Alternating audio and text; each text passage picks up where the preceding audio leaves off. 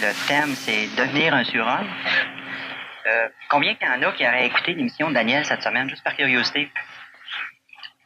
OK. C'est une émission de radio qui s'est faite assez tard le soir. OK. Il y a une bonne assistance à soir, malgré les vacances de la construction, comme on dit. Daniel, si on commence direct dans le sujet, il y a beaucoup à dire toujours, fait qu'on va y aller tout de suite. Si on regarde que l'homme, il vit quotidiennement, à un moment donné, on vit des états où, à un moment donné, on se sent sous-homme. D'autres états très rares où tu peux te sentir surhomme. C'est quoi les lois de l'énergie que l'homme ne connaît pas ou qu'il n'utilise pas, qui fait qu'il ne peut pas faire ce transfert-là d'homme à surhomme? Bon, disons que premièrement, on l'a vu souvent que les religions organisées, que l'éducation organisée enseignait à l'homme comment être médiocre. C'est-à-dire qu'on enseignait à l'homme juste le principe de la compétition, c'est déjà le fait d'admettre que tu es inférieur et que tu peux devenir supérieur. C'est déjà un conflit. Le fait de dire que l'homme doit espérer. L'espoir. Tant qu'il y a d'espoir, il y a de la vie, mais disons que la majorité de ceux qui vivent vivraient mieux si ils mettraient en pratique certaines choses au lieu d'espérer. On enseigne à chaque personne comment être normal et on essaie de réprimander les marginaux, ceux qui deviennent anormaux. C'est-à-dire ceux qui sont capables de faire ce que la majorité ne peut pas faire. Alors, évidemment, la majorité essaie de restreindre l'évolution des personnes marginales jusqu'à temps soit qu'elles les détruisent, soit qu'elles finissent par reconnaître leur haut degré, disons, d'intelligence dans leur marginalité. Alors, disons que l'éducation, présentement, fait que l'homme doit se sentir médiocre. L'homme doit être un être inférieur, qui doit être sauvé par un être supérieur, qui doit être assujetti à tous ceux qui sont reconnus par la collectivité. La majorité des personnes, lorsqu'elles rencontrent, par exemple, un premier ministre, se sentent mal, transpirent, ne savent plus quoi dire. Pourquoi? Parce qu'elles se mettent inférieures. Elles se savent inférieures. Lorsqu'une personne rencontre le pape, lorsque le pape est venu ici, on se déplaçait en foule, et c'était un honneur que le pape nous ait touchés ou regardés. Pourquoi? Parce que l'homme est tellement inférieur à un autre homme que pour lui, il se sent revalorisé si quelqu'un qui l'accrédite comme étant supérieur daigne jeter un regard sur lui.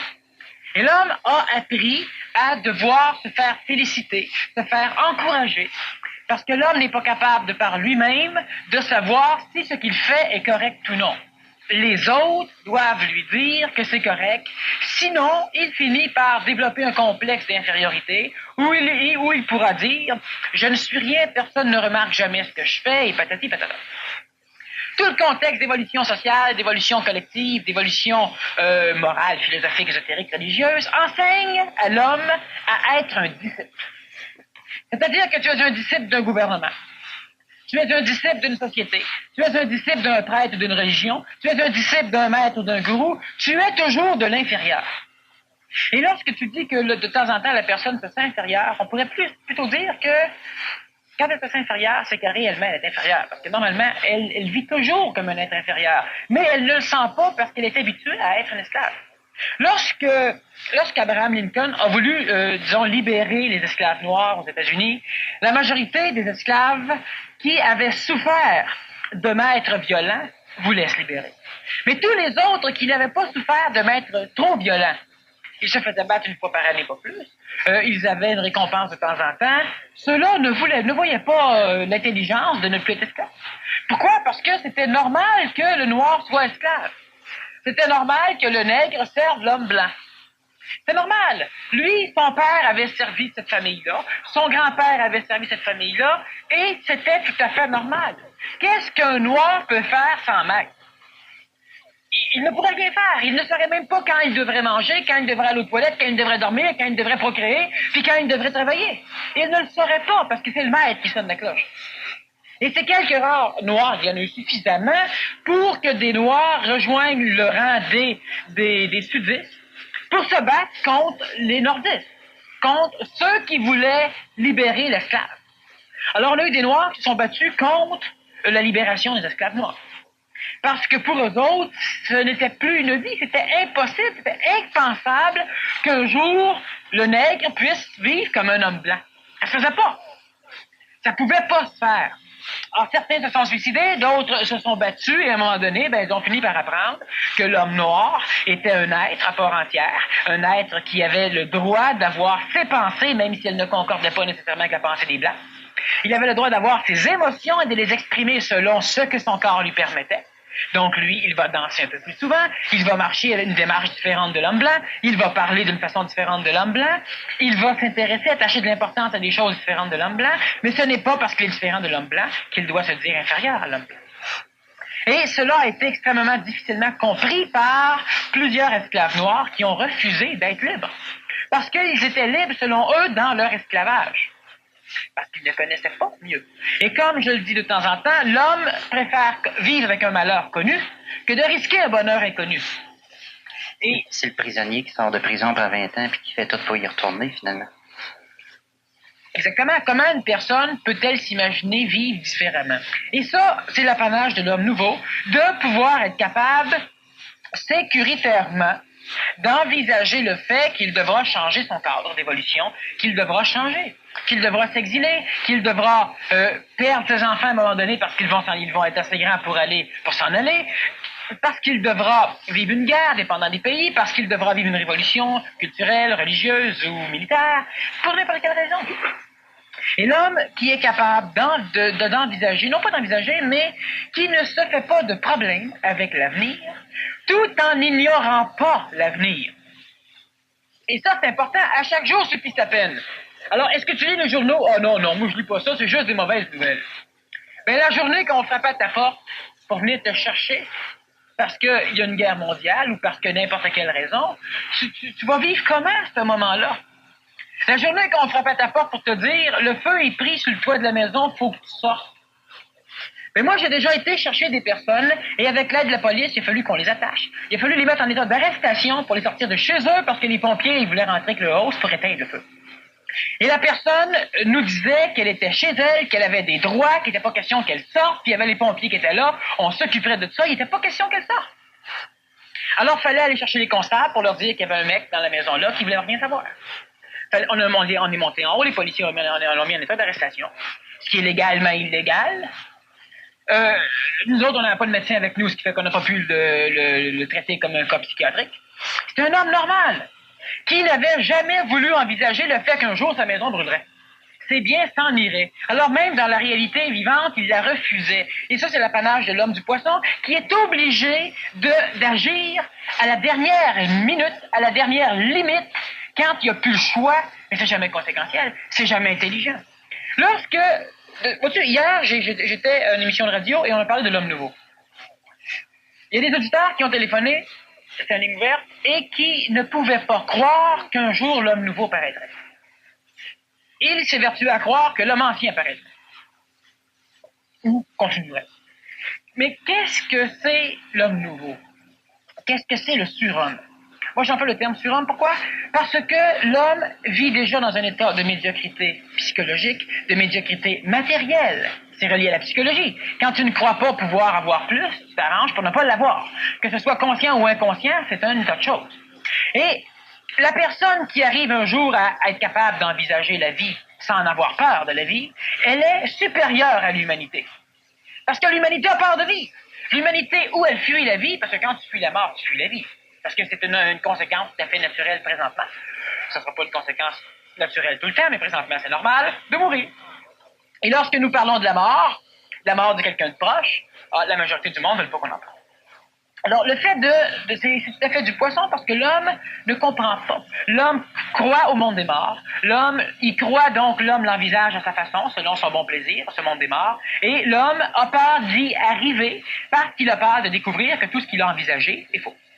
Et c'est continuellement ce qui se passe. Le surhomme, donc celui qui est supérieur. Et quand je parle supérieur, je ne parle pas d'une supériorité psychologique, en ce sens que l'ego se croit supérieur. C'est pas ça. Mais lorsque vous avez un talent, et lorsqu'on vous demande, êtes-vous capable de faire telle chose? Est-ce que vous avez une fausse modestie imbécile qui dit, oui, je m'y connais un peu, alors que vous êtes un maître là-dedans? Mais lorsqu'on dit, ça, aucun problème, je suis un maître là-dedans. Pourquoi? Parce que l'homme ne peut pas être un maître dans rien. L'homme ne peut pas être bon. L'homme ne peut pas avoir de valeur, c'est interdit. On est jaloux, on critique, on chiale, on est capable de ne pas engager un maître dans quelque chose, on est capable de ne pas vouloir communiquer, on parle dans son dos, parce que la personne, elle a un talent. La personne, on lui demande, es-tu capable de faire telle chose? Ah, pas de problème. Mais si chaque fois qu'on lui demande quelque chose, elle est capable, on va dire, elle sait tout. C'est plate, elle sait tout. Parce que l'homme a besoin d'avoir raison de temps en temps. L'homme a besoin d'avoir quelqu'un de niaiseux à côté de lui pour se sentir meilleur, parce que de par lui-même, il ne peut pas être meilleur. L'homme ne peut pas s'améliorer dans ce contexte. L'homme ne peut pas devenir un surhomme dans ce contexte, parce que l'homme n'a pas besoin de s'améliorer. L'homme a besoin d'évaluer les autres. Et c'est le problème de la compétition. On va tricher aux cartes, on va tricher au jeu, on va tricher dans le sport, on va taper sur quelqu'un d'autre, on va critiquer après les arbitres, mais une chose qui est sûre, on ne s'améliorera pas, on va déprécier l'extérieur. Et ça, c'est l'évolution majeure de l'humanité. La dépréciation, la dévalorisation de l'extérieur. L'humanité évolue quand même parce qu'elle n'a pas le choix, sauf que l'homme reste un homme qui est abasourdi par le degré d'évolution qui est généré par l'humanité et il ne comprend pas ce qui se passe. L'homme ne comprend jamais ce qui se passe. L'homme observe des choses, mais l'homme ne comprend pas ce qui se passe. Et si on parle de surhomme, on peut faire... Dernièrement, on a fait un peu de parallèle entre le monde d'aujourd'hui et un monde nouveau. Et lorsque je parle de monde nouveau, lorsque je parle de surhomme, il arrive ceci. Instantanément, lorsque nous parlons de surhomme ou de monde nouveau, nous pouvons diviser les hommes du poisson des hommes du Verseau. Et quand je parle d'hommes, je parle de femmes. Nous pouvons diviser les êtres qui s'évertuent à refuser l'évolution. Même s'ils en parlent, même s'ils payent pour évoluer, ce qui les intéresse, c'est d'avoir l'impression d'évoluer, mais l'évolution, ça n'intéresse pas. Parce que pour évoluer, il faut faire quelque chose. C'est souffrant, c'est pénible un bout de temps, mais une chose qui est sûre, ça demande de l'énergie.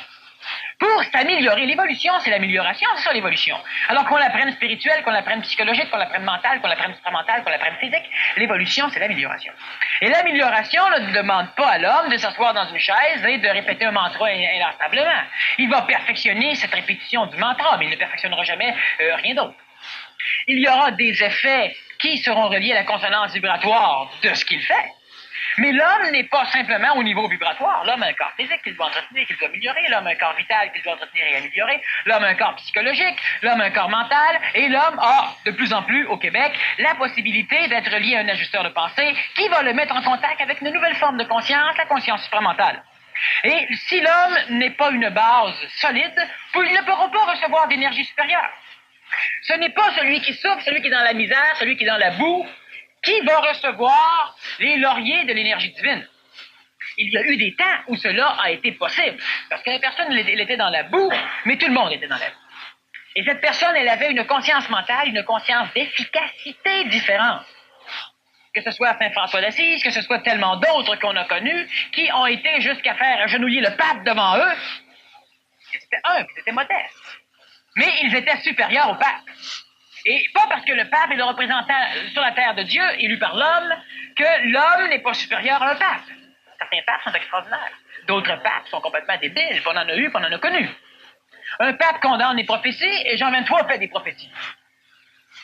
Bon, et on en a plein de mécanismes dans le genre.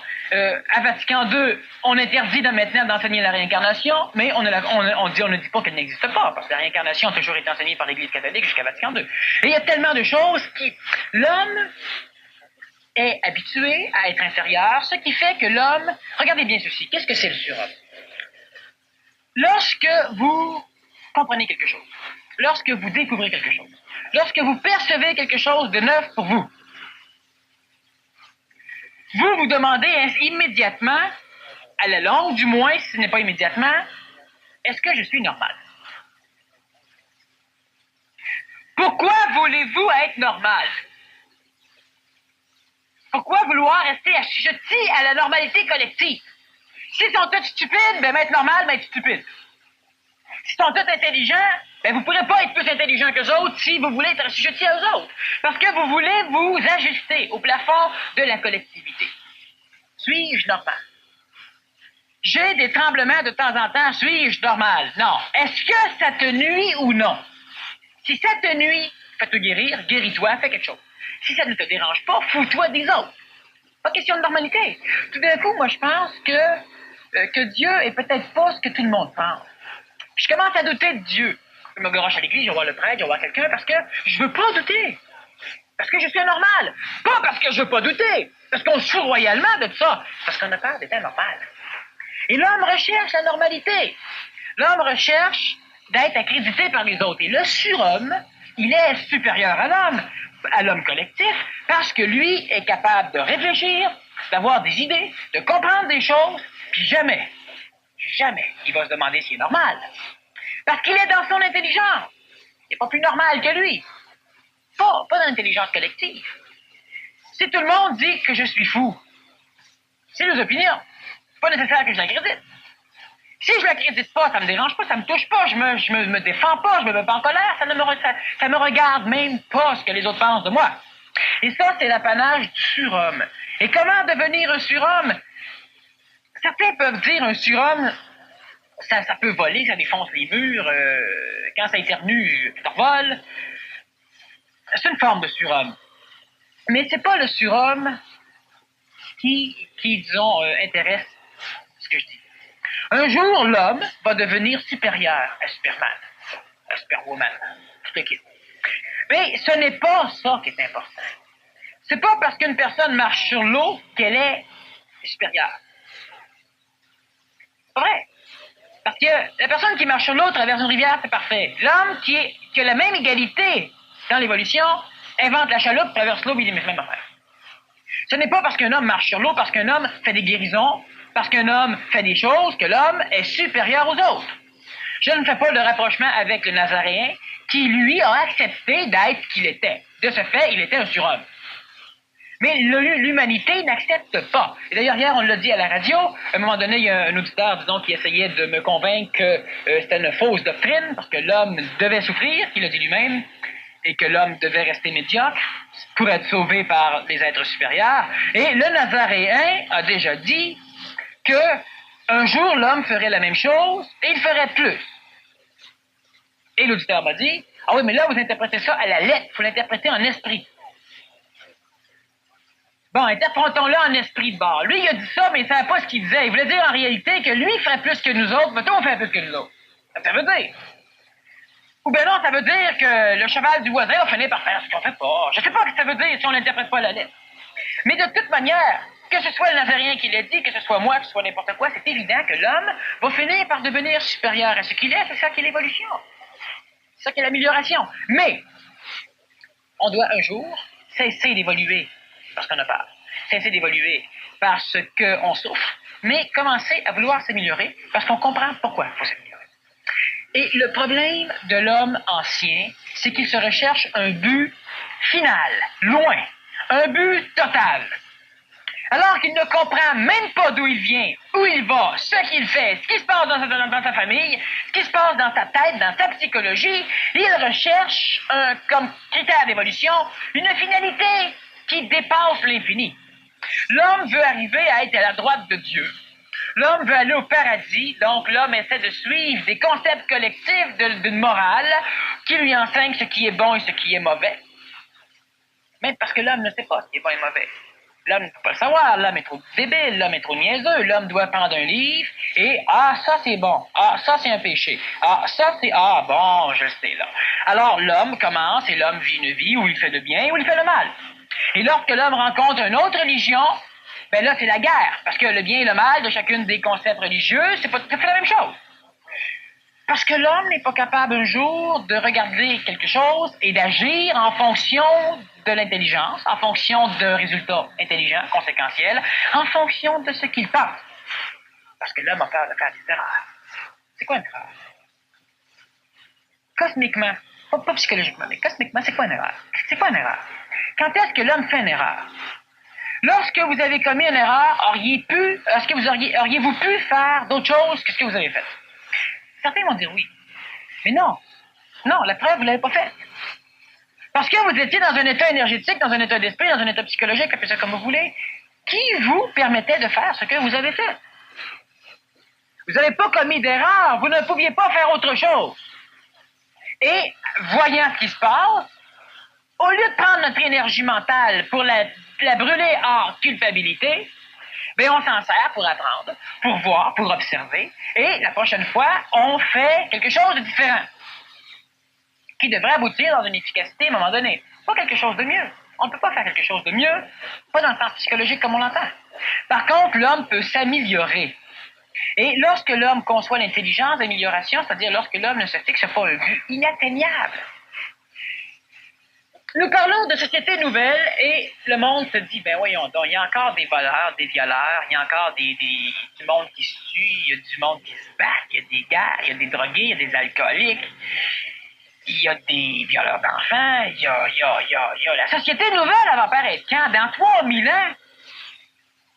Ben oui, dans 3000 ans, si l'humanité décide que ça ne se peut pas. Parce que la différence entre le surhomme, entre l'homme nouveau et l'homme ancien, l'homme normal, je répète bien l'homme normal, parce que c'est pas l'homme normal qui change la société, c'est l'homme marginal qui change la société, je le dis souvent, mais c'est important, l'homme normal, il suit les changements, et l'homme marginal, les changements. Celui qui se dit que c'est impossible, c'est un homme du poisson. Il refuse de travailler au changement. Mais c'est impossible. On ne peut pas améliorer le monde, on ne peut pas sauver l'humanité. Ça fait combien de temps qu'on essaye? On n'a jamais rien changé. Je vous demande pardon. Ça fait pas longtemps qu'on essaye. Vous n'avez jamais essayé. Mais parce qu'un bonhomme a déjà essayé, on dit on a essayé. Parce que le Mahatma Gandhi a fait des choses, on a fait ça. Parce qu'un homme va sur la Lune, on va sur la Lune. C'est le fun d'être collectif. Ça nous permet d'être partout à la fois. Mais ça nous permet de jamais rien comprendre. Et ça nous permet de jamais avoir à se prendre en main. Parce que se prendre en main, dans la tête de l'homme ancien, c'est prendre en main l'humanité. On ne peut pas prendre en main l'humanité, donc on ne peut pas se prendre en main. Comment voulez-vous vous améliorer dans une société de fous? Ben, c'est ça. Vous prenez en main la société et vous dites, la société, ben, je ne peux pas la prendre en main, donc comment puis-je m'améliorer?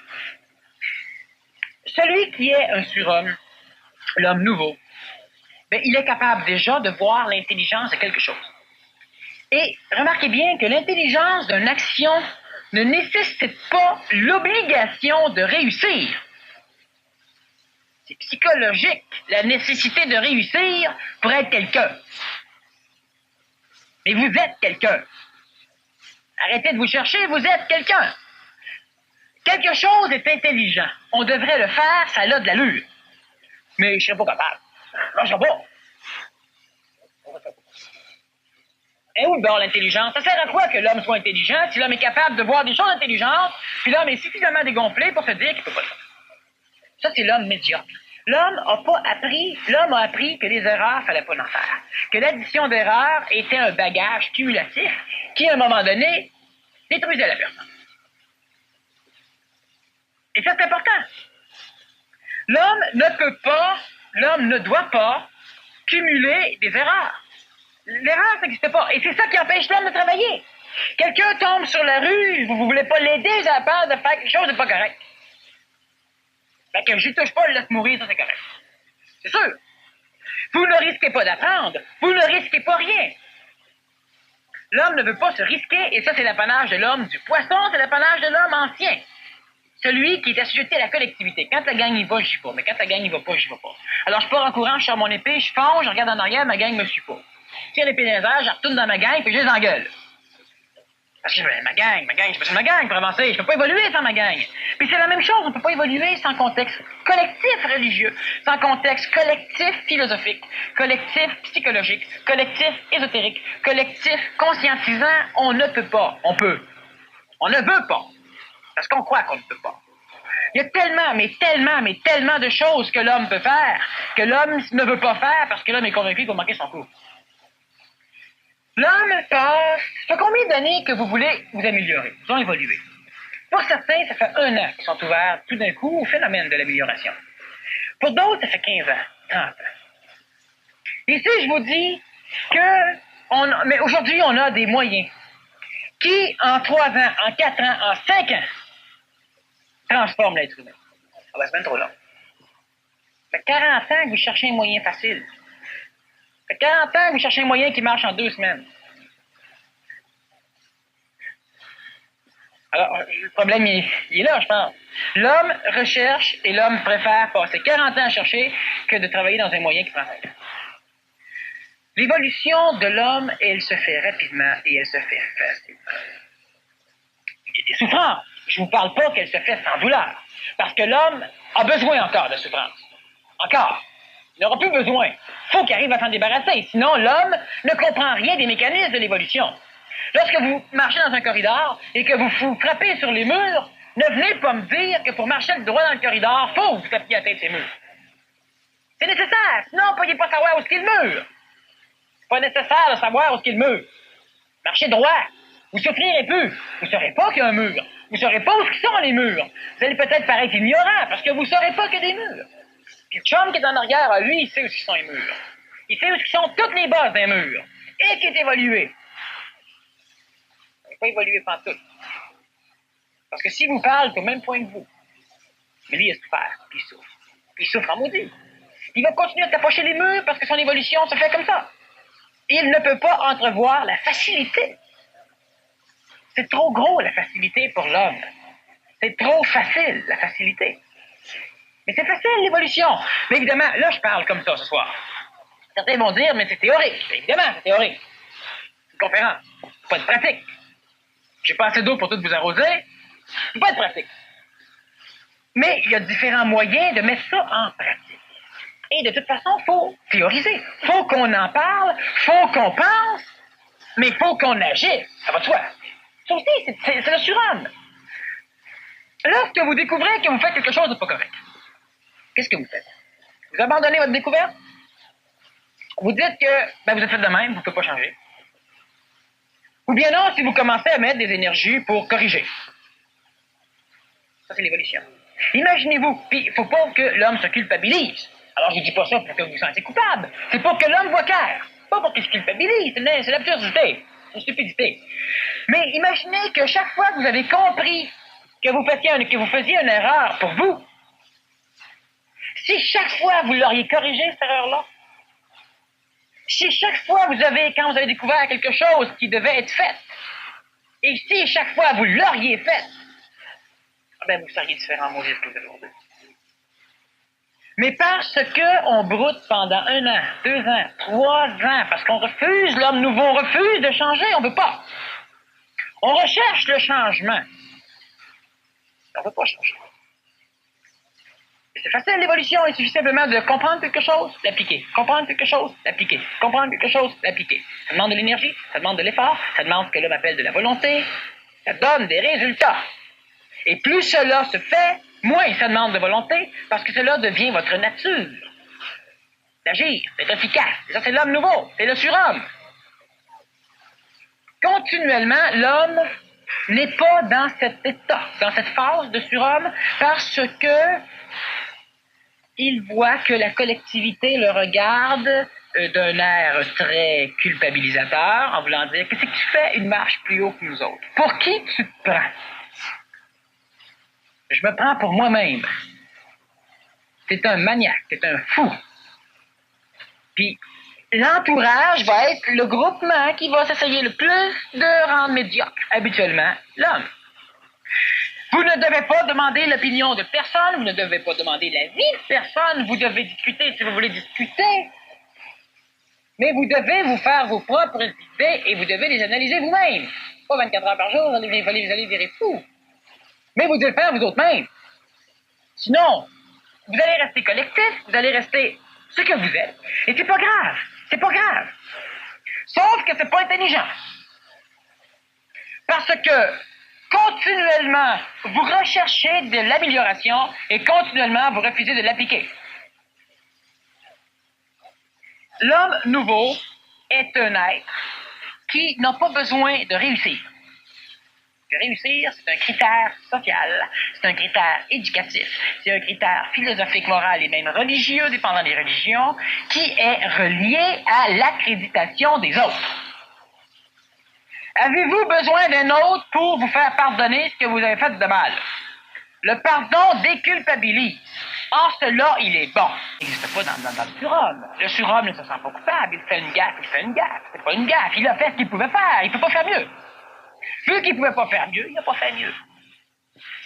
Et lorsqu'il peut s'améliorer, lorsqu'il peut faire mieux, s'il n'y a pas 50 personnes en arrière qui essayent de lui faire des remontages, Ça facilite son évolution, ça facilite sa vie, tout va bien.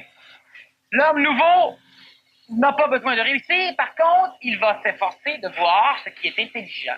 Et il va appliquer ce qui est intelligent. C'est des mots qui vont disparaître dans le surhomme. Et le surhomme, il existe déjà, il en existe déjà aujourd'hui, il va en avoir de plus en plus. Pas un culte du surhomme, mais pas de culte là-dedans. C'est une réalité. Et lorsque vous n'essayerez plus, parce qu'essayer, c'est un mot qui va disparaître.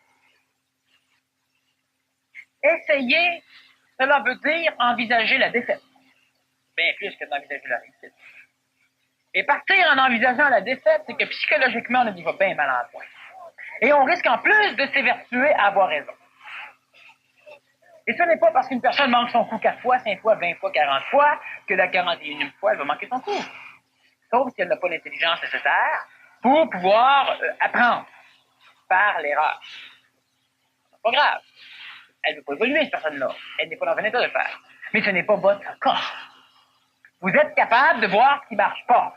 Sauf que si vous êtes en peine, si vous êtes en culpabilité, si vous êtes en maudit parce que vous avez manqué votre coup, toute l'énergie mentale qui pourrait servir à vous permettre de comprendre, vous la brûlez, vous la canalisez dans des mécanismes psychologiques qui essaient de... Regardez ceci.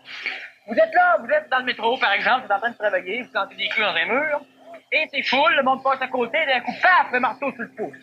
Alors là, vous parlez à 2-3 personnes qui sont là. Et maudit, ces deux travailler ici. On parle aux autres, on s'excuse, on a besoin. Vous êtes dans le métro, vous renversez votre sac, vous riez. Vous êtes devant le monde, puis là, vous ne savez plus. On a toujours besoin, l'homme du poisson a toujours besoin, d'être normal. Et lorsqu'il sent qu'il n'a pas été normal, c'est pas normal d'échapper son sac. C'est tout à fait normal, ça arrive à tout le monde. Mais même si ça arrive à tout le monde, il faut que ça arrive à tout le monde. Mais vous autres, n'êtes pas du monde. Il ne faut pas que ça vous arrive. Ça arrive vous autres. Si ça arrive à quelqu'un, vous comprenez. Si ça vous arrive, vous comprenez. Le fait de réussir, ça n'a pas d'importance. Vous devez voir ce qui doit être fait et on doit s'efforcer de le faire. Que ce soit individuel, que ce soit social, que ce soit collectif. Lorsque l'être humain, l'homme, le surhomme, l'homme debout, voit que quelque chose doit être fait, il étudie voir s'il a les outils pour le faire. Il étudie si les événements, si le temps permet de le faire. Et si c'est oui, il le fait. Il ne se demande pas si ça va aboutir. Il n'y a pas d'intelligence dans l'aboutissement. Abraham Lincoln ne s'est pas demandé s'il arriverait à libérer les Noirs. Il s'est simplement dit que c'était stupide qu'il y ait des esclaves. Et il y en a plusieurs qui sont morts, ils mourront de toute façon. Ils mourront intelligents. On revient plus tard quand on meurt. Et si on part en laissant le monde à la traîne, on risque de revenir dans un monde à la traîne. Pas intelligent. Et on n'essaie pas d'améliorer l'univers parce qu'on a peur de revenir dans un monde à la traîne. C'est psychologique. Ça, non, ça, c'est pas intelligent, ça.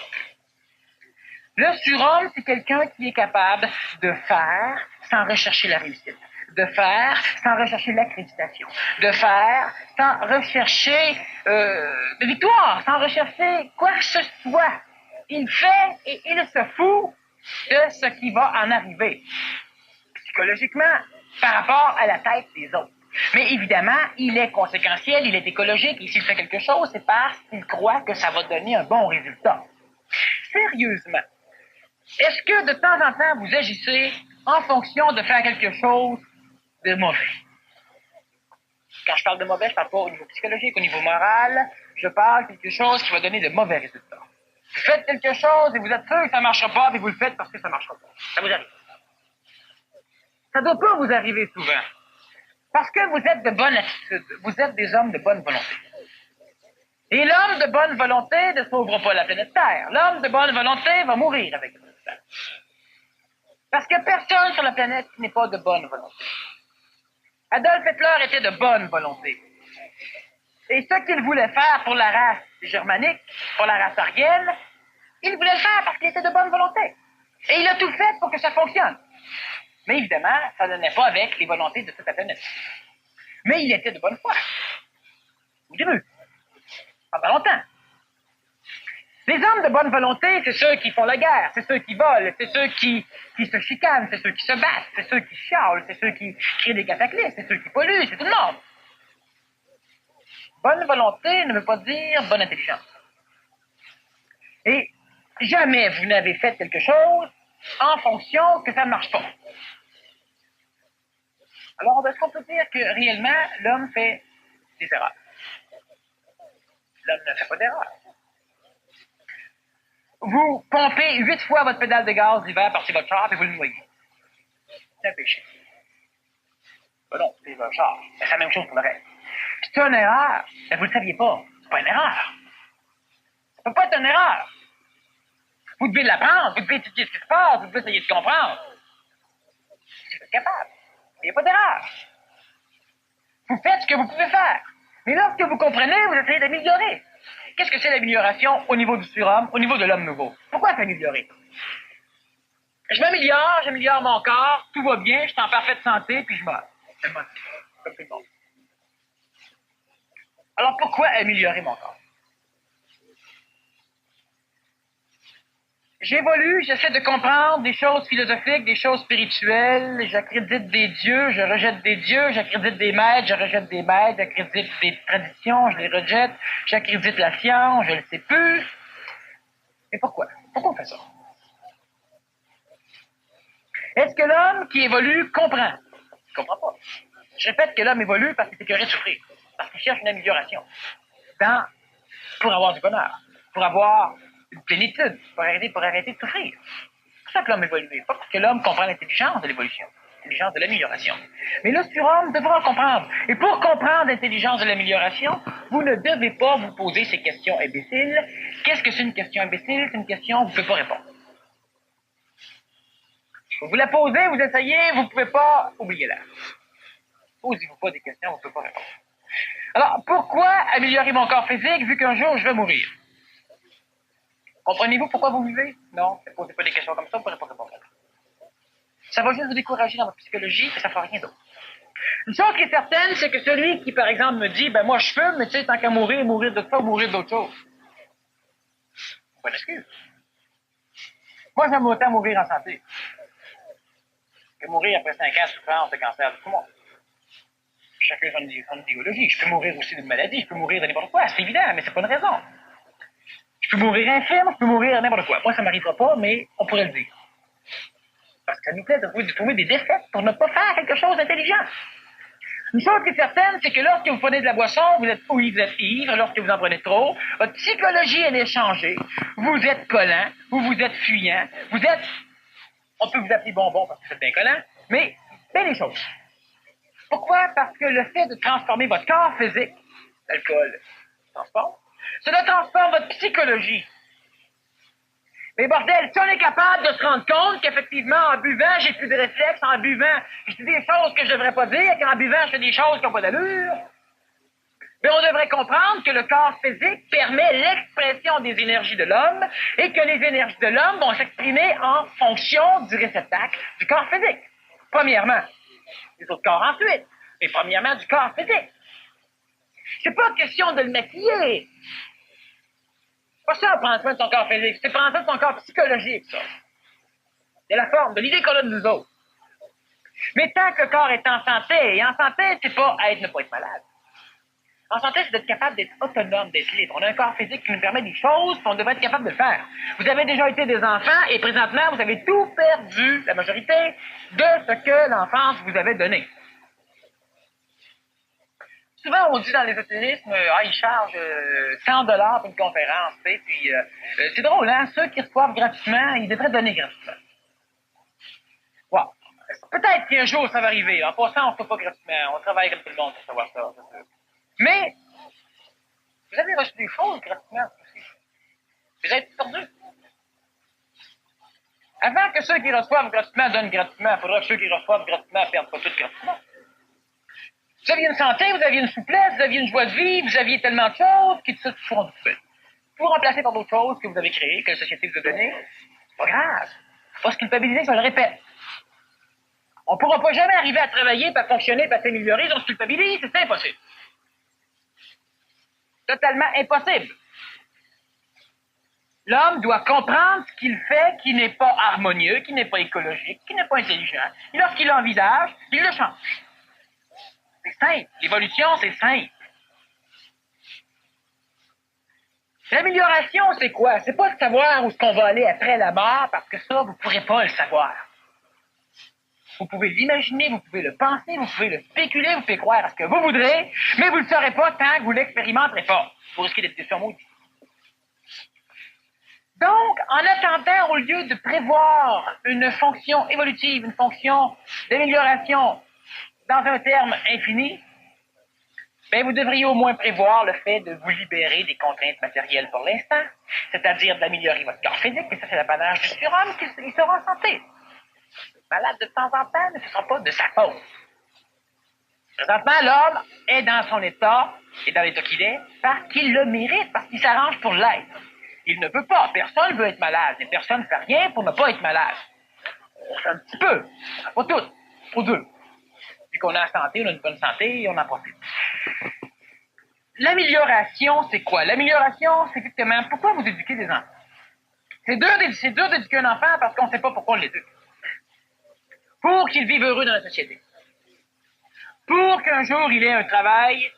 Pour qu'un jour il ait une famille. Pour qu'un jour il puisse faire ce qu'il veut. C'est ça qu'on éduque les enfants. Souvent. Alors pourquoi vous évoluerez pas pour la même raison? C'est bon pour les autres, pourquoi c'est plus bon pour vous autres? Pourquoi vous ne seriez pas capable de croire que l'amélioration va commencer dans l'immédiat et non pas dans le temporalisé 1 milliard d'années futures, ou dans des paradis, ou dans des phénomènes réincarnationnels, ou n'importe quoi? Pourquoi que l'évolution ne commencerait pas immédiatement? Vous avez des problèmes immédiatement? Pourquoi ça ne commencerait pas à régler ça? Pas dans l'espoir qu'un jour on va les régler pour vous. Pourquoi que l'amélioration de l'homme, pourquoi que l'évolution de l'homme ne commencerait pas dans ses problèmes? Vous ennuyez, vous avez un mot de problème. Vous êtes immortel, vous avez un deuxième problème. Parce que si vous vous ennuyez, vous êtes immortel, vous allez souffrir longtemps, maudit. Vous voulez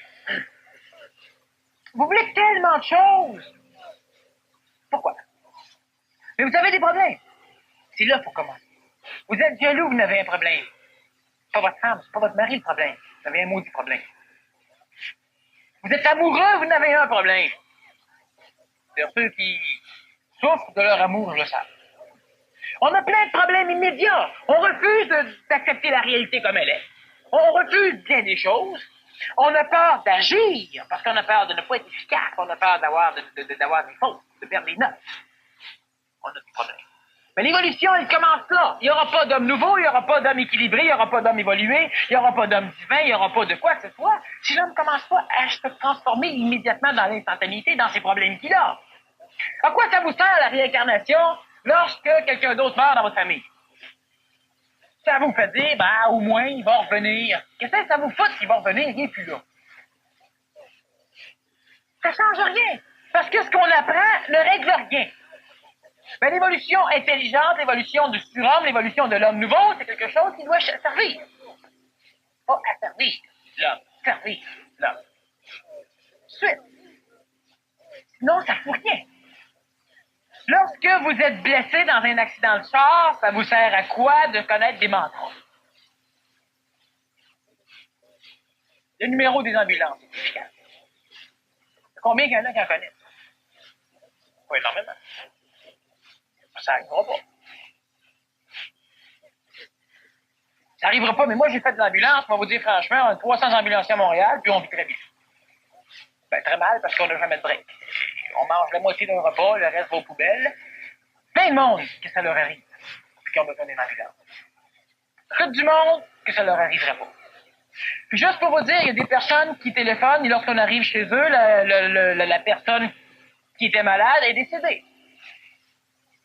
Pourquoi? Parce que la personne qui a téléphoné à l'ambulance, qui a téléphoné à Urgence Santé, elle a appelé un poste de radio qui lui a dit d'appeler la police, elle a appelé une chaîne de télévision qui lui a dit d'appeler la police, elle a appelé la police qui lui a dit d'appeler Urgence Santé, elle a appelé Urgence Santé quand il arrive, il y a 15 minutes. Parce que ça n'arrivait pas. Ça peut pas arriver.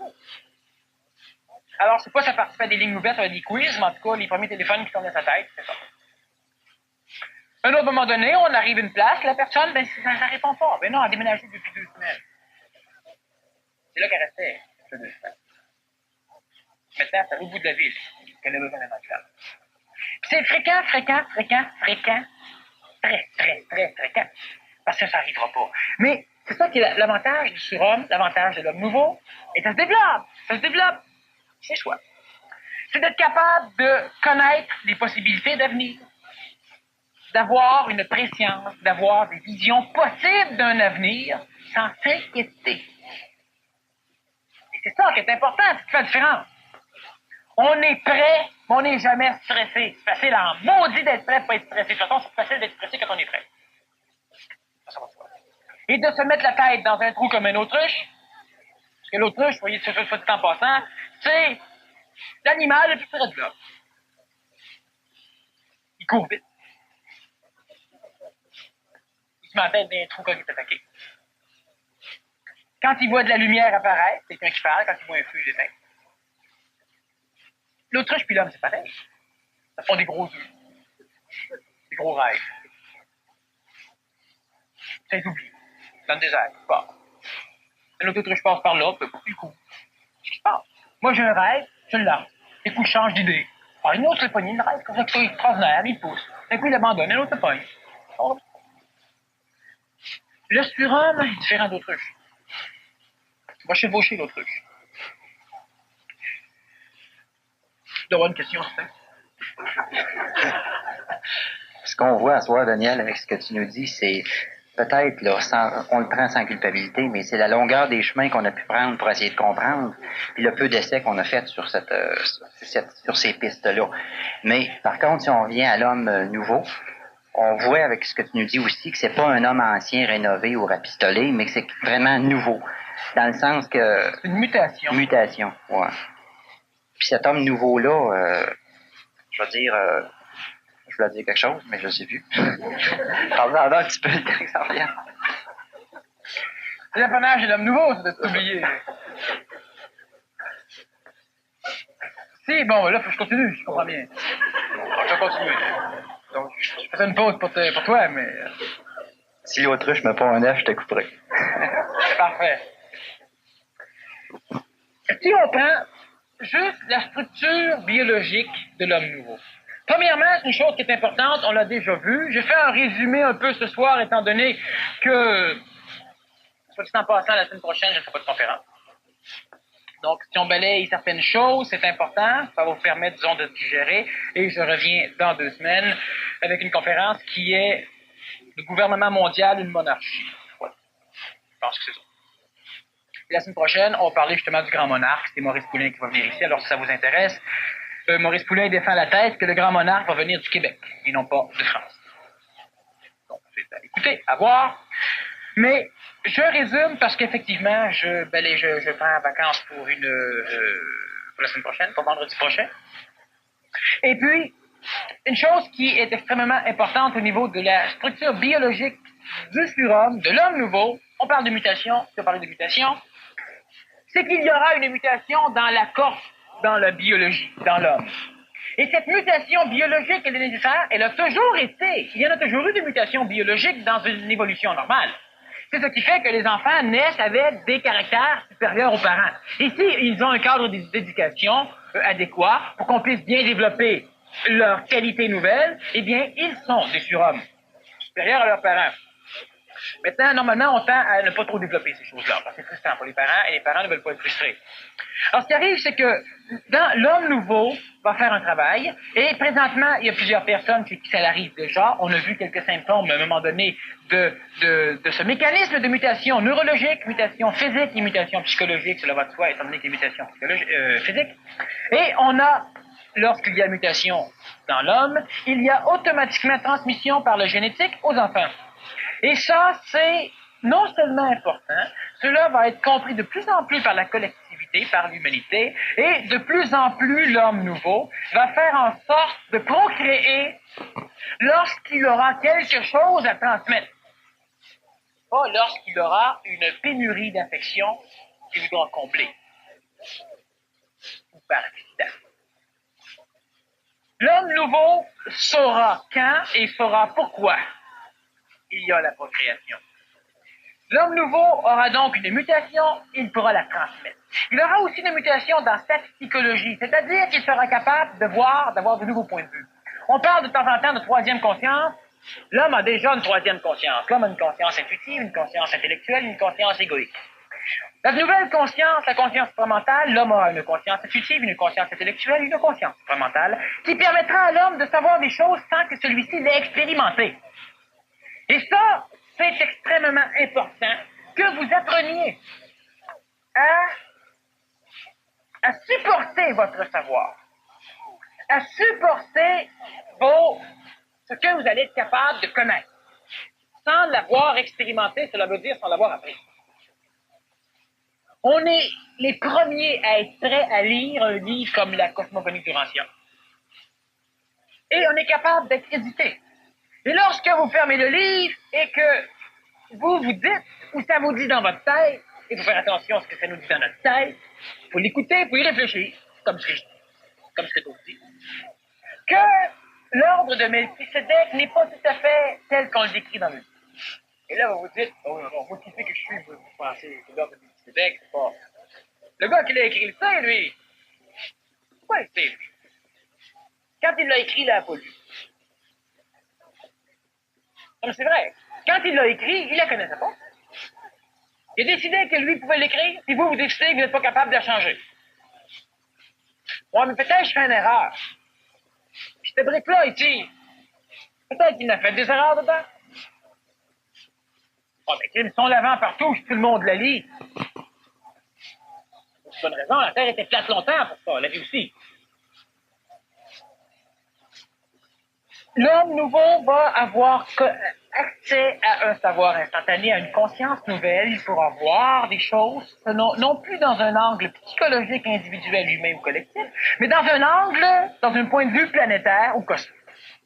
Des grands mots pour des si petits hommes. Et lorsque ces petits hommes pourront prendre conscience qu'ils ne sont pas petits, ben ces mots-là seront tout à fait accessibles à leur psychologie, à leur degré de conscience. Parce que l'homme est plus grand, mais l'homme va devoir arriver à savoir ça. Mais l'homme doit apprendre à supporter son savoir. Et jamais l'homme ne l'a fait. C'est pourquoi l'homme recherche toujours à ajuster son savoir au savoir de la collectivité pour être normal, pour ne pas être fou, pour ne pas être marginal, pour ne pas être débile, pour ne pas être taillé, pour ne pas être n'importe quoi. Mais ça, c'est le problème. Parce que combien de fois les génies, on les appelle génies, qu'est-ce qu'ils ont de génial? Pas qu'ils ont eu des connaissances nouvelles. Tout le monde en a. Qu'est-ce qu'ils ont de génial? Le fait qu'ils sont battus pour ne pas perdre ses connaissances. Albert Einstein était génial, pas parce qu'il a découvert des formules, parce qu'il s'était vertué à ne pas vouloir être normal. C'est ça qui est génial.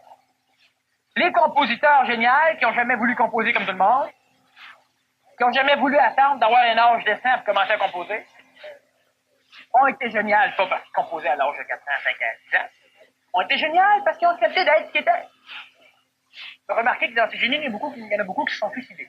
Parce qu'ils ont refusé d'être ce qu'ils étaient, puis ils n'ont pas pu changer ce qu'ils étaient. Ils sont tués après.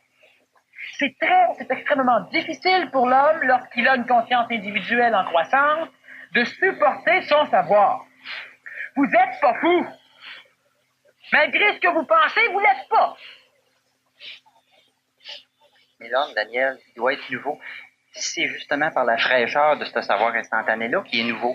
Mais comment ça se fait ça que ça devient un poids à un moment donné? Puis qu'il faut qu'il supporte? Il y a une phase de transition. On parle de mutation. La mutation peut se faire instantanément dans quelques 3 ou 4 cas sur 2 ou 3 milliards d'individus. Mais normalement, la mutation se fait dans un laps de temps plus ou moins long. Puis, quand je parle plus ou moins long, il peut être extrêmement raccourci, selon ce que la personne fait. Comme il peut être très long, selon ce que la personne fait.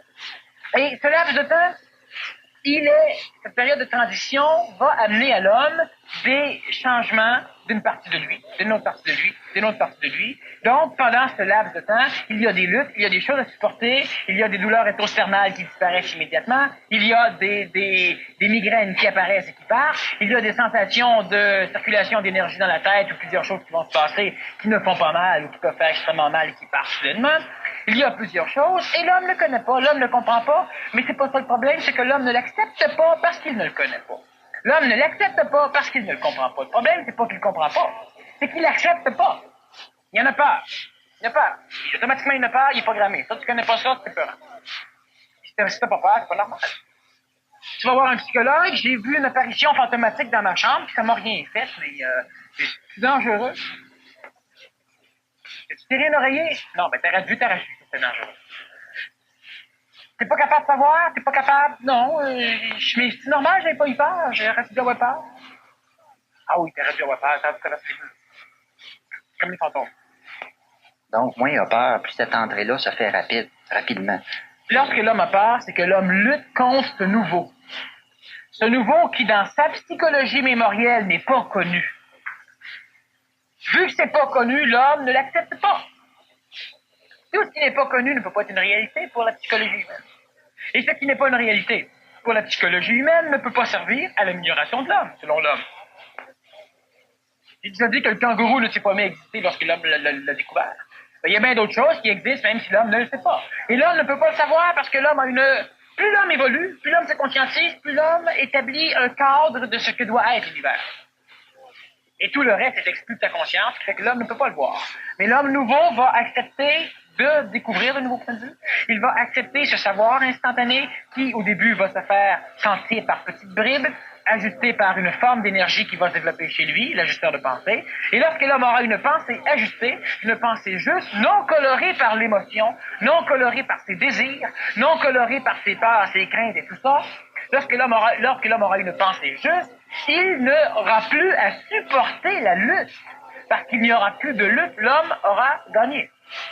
L'homme sera maintenant sur un autre plan, en plus du plan physique, vital, astral, psychologique et mental, l'homme pourra commencer à vivre dans une autre dimension, la dimension supramentale.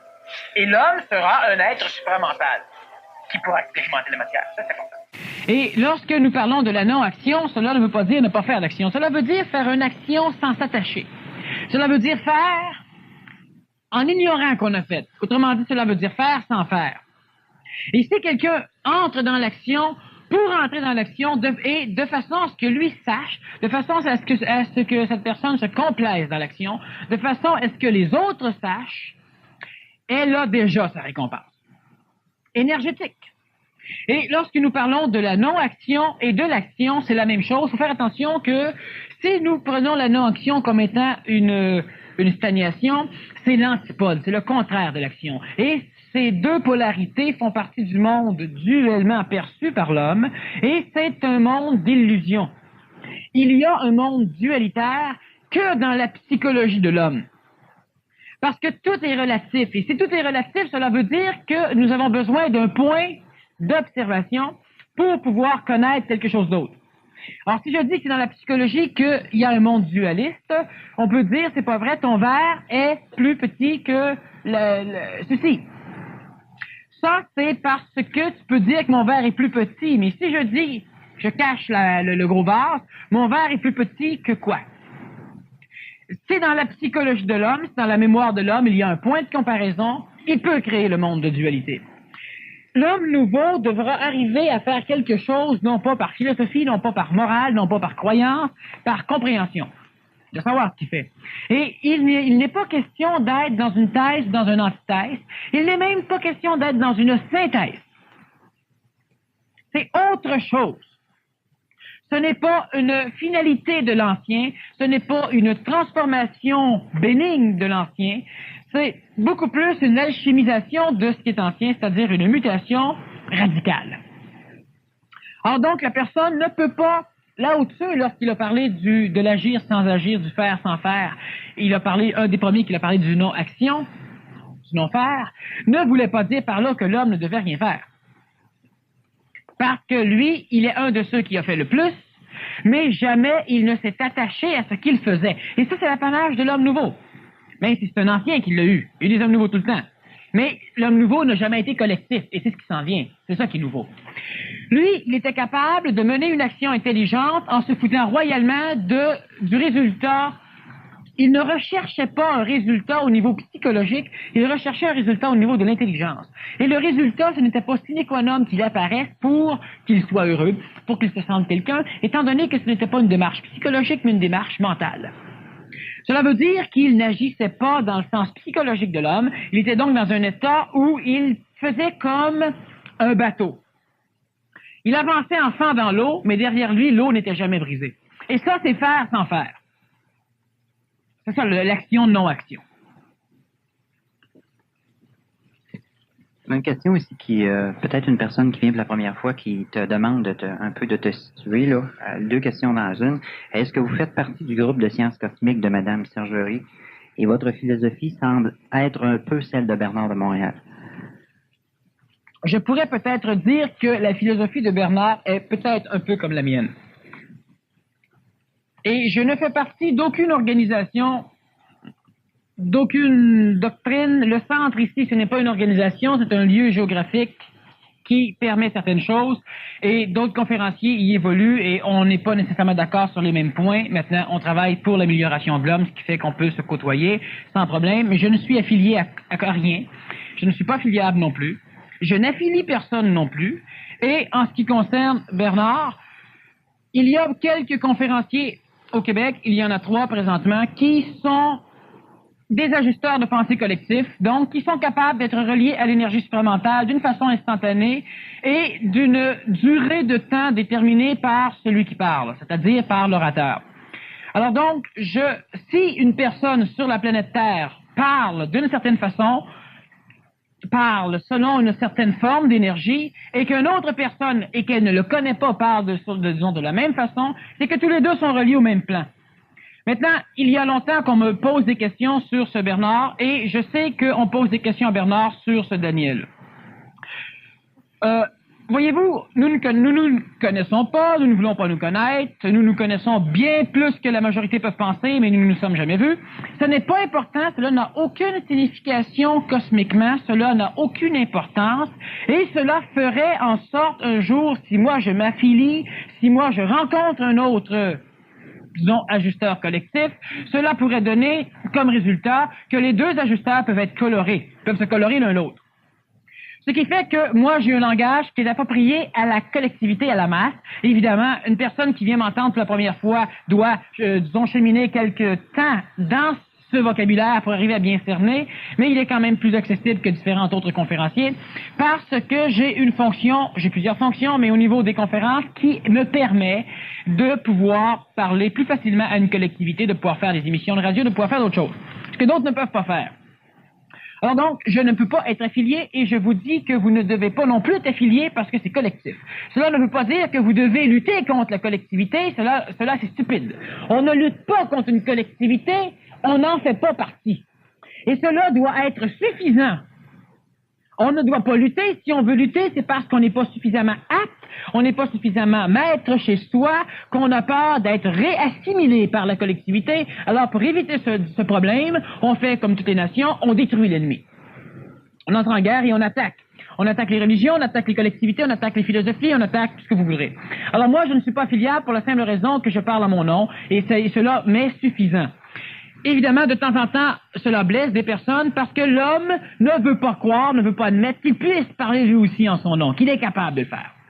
Alors, lorsqu'on rencontre quelqu'un qui a la parole, quelqu'un qui est capable de parler, quelqu'un qui peut répondre à peu près tout ce qui peut exister comme question, il y a de gros problèmes. Maintenant, chaque être humain peut le faire. La personne qui le fait ne se prend pas pour personne. À un moment donné, vous devez arrêter de vous prendre pour des caves, disons, pour des personnes minables, et vous devez être ce que vous pensez que vous prenez pour. Lorsque vous croyez que vous êtes intelligent, à un moment donné, on vous demande si vous prenez pour quelqu'un d'autre. Mais lorsque vous êtes minable, on vous reconnaît. Alors, à un moment donné, il faudra inverser les mécanismes. Vous devez être non pas arrogant, non pas... Parce que savez-vous que être quelqu'un d'autre, c'est normal. Parce que vous évoluez, c'est normal qu'à un moment donné, vous soyez quelqu'un d'autre. C'est vous. Mais c'est différent de ce que ça a été. C'est normal. Et vous ne devez pas, par contre, vous créer une image de ce que vous voudriez être et essayer de baigner dans cette image. Mais par contre, vous devez faire des essais, vous devez être efficace, vous devez être pratique. Un peu ce qu'on a, disons, expliqué au niveau de la conférence. Le contact supramental, c'est un contact de nouvelle conscience, un contact normal qui, de plus en plus, tend à amener l'homme à un autre plan de vision. C'est-à-dire que la vision évolutive de l'homme est basée sur des points de vue relatifs, des points de vue d'observation. Alors donc, si vous êtes dans une étape psychologique, disons particulière, financièrement pénible, vous ne pouvez pas entrevoir la vie comme une personne qui, présentement, va chercher son chèque de loterie chez l'Auto-Québec. Pourquoi? Parce que vous avez des points de vue psychologiques, des points de base d'observation psychologique différents. Et l'homme doit arriver à se dégager de ce point de vue psychologique pour en arriver à un point de vue mental qui n'est pas tributaire des événements qui tendent à jouer, à colorer, à perturber la psychologie. Alors que vous gagnez à la loterie ou que vous ayez des problèmes d'argent, cela ne change rien à la logique de ce qui se fait, à la logique de la réalité qui existe à l'extérieur de vous et à la logique de ce qui doit être fait. Ce n'est pas parce qu'on est riche ou parce qu'on est pauvre que nous avons des logiques différentes. Sauf si la logique mentale, si l'énergie mentale est colorée par la psychologie de l'astral. Alors donc, l'homme doit arriver à avoir un point de vue mental. Le point de vue mental exclut le désir de trouver, exclut la peur de ne pas trouver, exclut la foi, exclut la croyance, exclut toutes ces choses-là. Et permet à l'homme de ne pas avoir de point de vue ou d'avoir un point de vue intelligent, qui n'est pas nécessairement en relation avec la réalité, mais cela n'a aucune importance. Il est intelligent, c'est-à-dire qu'il peut se débattre, non pas parce que nous voulons avoir raison, mais parce que nous pouvons avancer sur ce point, et lorsque quelqu'un amène un point de vue plus intelligent, nous abordons son point de vue. Lorsque c'est à partir d'un point de vue psychologique, je trouve cela beau, je trouve cela laid, je trouve cela épeurant, je trouve cela bon, je trouve cela bien, je trouve cela satanique, je trouve cela luciférien, je trouve cela agarthien, n'importe quoi. Lorsque nous avons un point de vue psychologique, nous ne pouvons pas connaître la réalité, nous ne pouvons même pas arriver par le dialogue à évoluer. La parole va être l'apanage de l'homme nouveau. La parole va permettre à l'homme, lorsqu'il va communiquer de mental à mental, de pouvoir s'aider dans l'amélioration. Cela veut dire que, présentement, il y a quelque chose que tu fais qui n'est pas bien, et lorsque tu parles à quelqu'un, tu parles d'une façon désordonnée. Et la personne, si elle est mentale, elle va étudier, elle va analyser, elle va observer pour voir si cela fait du sens ou non. Elle ne dira pas, « Ben voyons donc, si t'arrêtais à ma place, t'aurais fait pire. » C'est psychologique. Et l'homme ne peut pas faire autrement que d'avoir une polarisation de visualisation, le bien et le mal, le bon et le mauvais, parce qu'il est dans un contexte psychologique où il compare une réalité extérieure avec ce qu'il aurait voulu qu'elle soit. Et automatiquement, si elle est en accordance, en résonance avec ce qu'il veut, c'est bon, et si c'est en dissonance, c'est mauvais. Lorsque nous sommes dans un niveau mental, qui est la préliminaire à la conscience supramentale, la conscience supramentale, elle a de différence avec la conscience mentale, qu'elle n'est pas tributaire de la mémoire expérientielle de l'homme. Cela veut dire que la conscience intellectuelle, l'intellectuance et non pas l'intelligence, a besoin pour pouvoir s'exprimer, pour pouvoir être fonctionnelle, d'une pratique, premièrement, et deuxièmement, d'un apprentissage mémoriel. Vous devez connaître des choses pour pouvoir y réfléchir. La conscience supramentale, elle permet à l'homme un savoir instantané, donc elle permet à l'homme de savoir quelque chose sans que jamais il n'ait eu à l'apprendre. Et ça, c'est l'homme nouveau, c'est ce qui se développe de plus en plus au Québec, c'est la descente de l'énergie supramentale. Moi, je ne m'assujettis à rien pour la simple raison qu'il n'y a rien qui puisse me satisfaire. Je ne me satisfais pas. Je suis dans un travail d'évolution comme tout le monde. Je suis apparemment sous un autre plan de conscience que la majorité. Je ne suis pas supérieur, je suis différent autant que vous êtes tous différents les uns des autres, mais ce n'est pas une excuse, vous pouvez tous arriver à cette conscience supramentale, et l'important, ce n'est pas de désirer arriver à cette conscience supramentale. Pourquoi j'en parle? Ce n'est pas pour vous motiver. Je ne suis pas un motivologue. Je suis un intelligencologue. Ce n'est pas pour vous motiver, c'est simplement pour que lorsque cela va arriver, que vous puissiez comprendre ce qui se passe. Et lorsque je dis des choses qui font du sens pour vous, ça a de l'allure, c'est que vous êtes à un niveau où cela marche pour vous. Mais ce n'est pas question de se motiver, parce que celui qui se motive souffre de la même maladie que celui qui se donne des dépressions, c'est-à-dire qu'il envisage la vie non pas comme elle est, mais d'une façon positive, au lieu de l'envisager non pas comme elle est, mais d'une façon négative. La personne qui est positive, elle est dans un bon sens, c'est correct, mais ce n'est pas d'intelligence, elle ne comprend pas ce qu'elle fait. Elle ne comprend pas ce qu'il passe, elle espère que ça va être mieux au lieu d'espérer que ça va être mauvais. Alors moi, je dis des choses qui sont dites parce que cela doit être dit. J'ai déjà expliqué souvent pourquoi. Je ne peux pas être affiliable, je ne suis pas affilié, et vous ne devez pas vous affilier à qui que ce soit. Vous devez rester individuel, travailler en collectivité, pour arriver à être dans votre intelligence. Et être dans votre intelligence, ça veut dire quoi? Ça veut dire au minimum être capable de penser sans vous demander si vous pensez comme il faut. Un être évolué n'a-t-il pas à éprouver autant de souffrance que de joie du fait de sa lucidité et de sa conscience? S'il est lucide et conscient, il ne souffrira pas. Parce que lorsque l'homme arrive dans une étape où il a une vision, ce qu'il appelle une conscience, ce n'est pas une conscience globale, ce n'est pas une conscience planétaire, ce n'est pas une conscience totale. Lorsque l'homme arrive dans un point d'évolution où il peut avoir une conscience astrale hautement déployée, il peut voir, par exemple, la souffrance évolutive de l'humanité, et cela pèse sur ses épaules, cela le chagrine, cela peut le faire souffrir. Parce qu'il ne comprend rien. C'est pour ça qu'il va souffrir. Parce que, il ne comprenant pas les mécanismes qui obligent la souffrance pour permettre l'amélioration de l'homme qui n'a pas d'intelligence pour arriver à évoluer sans souffrir, il souffre de voir l'homme souffrir.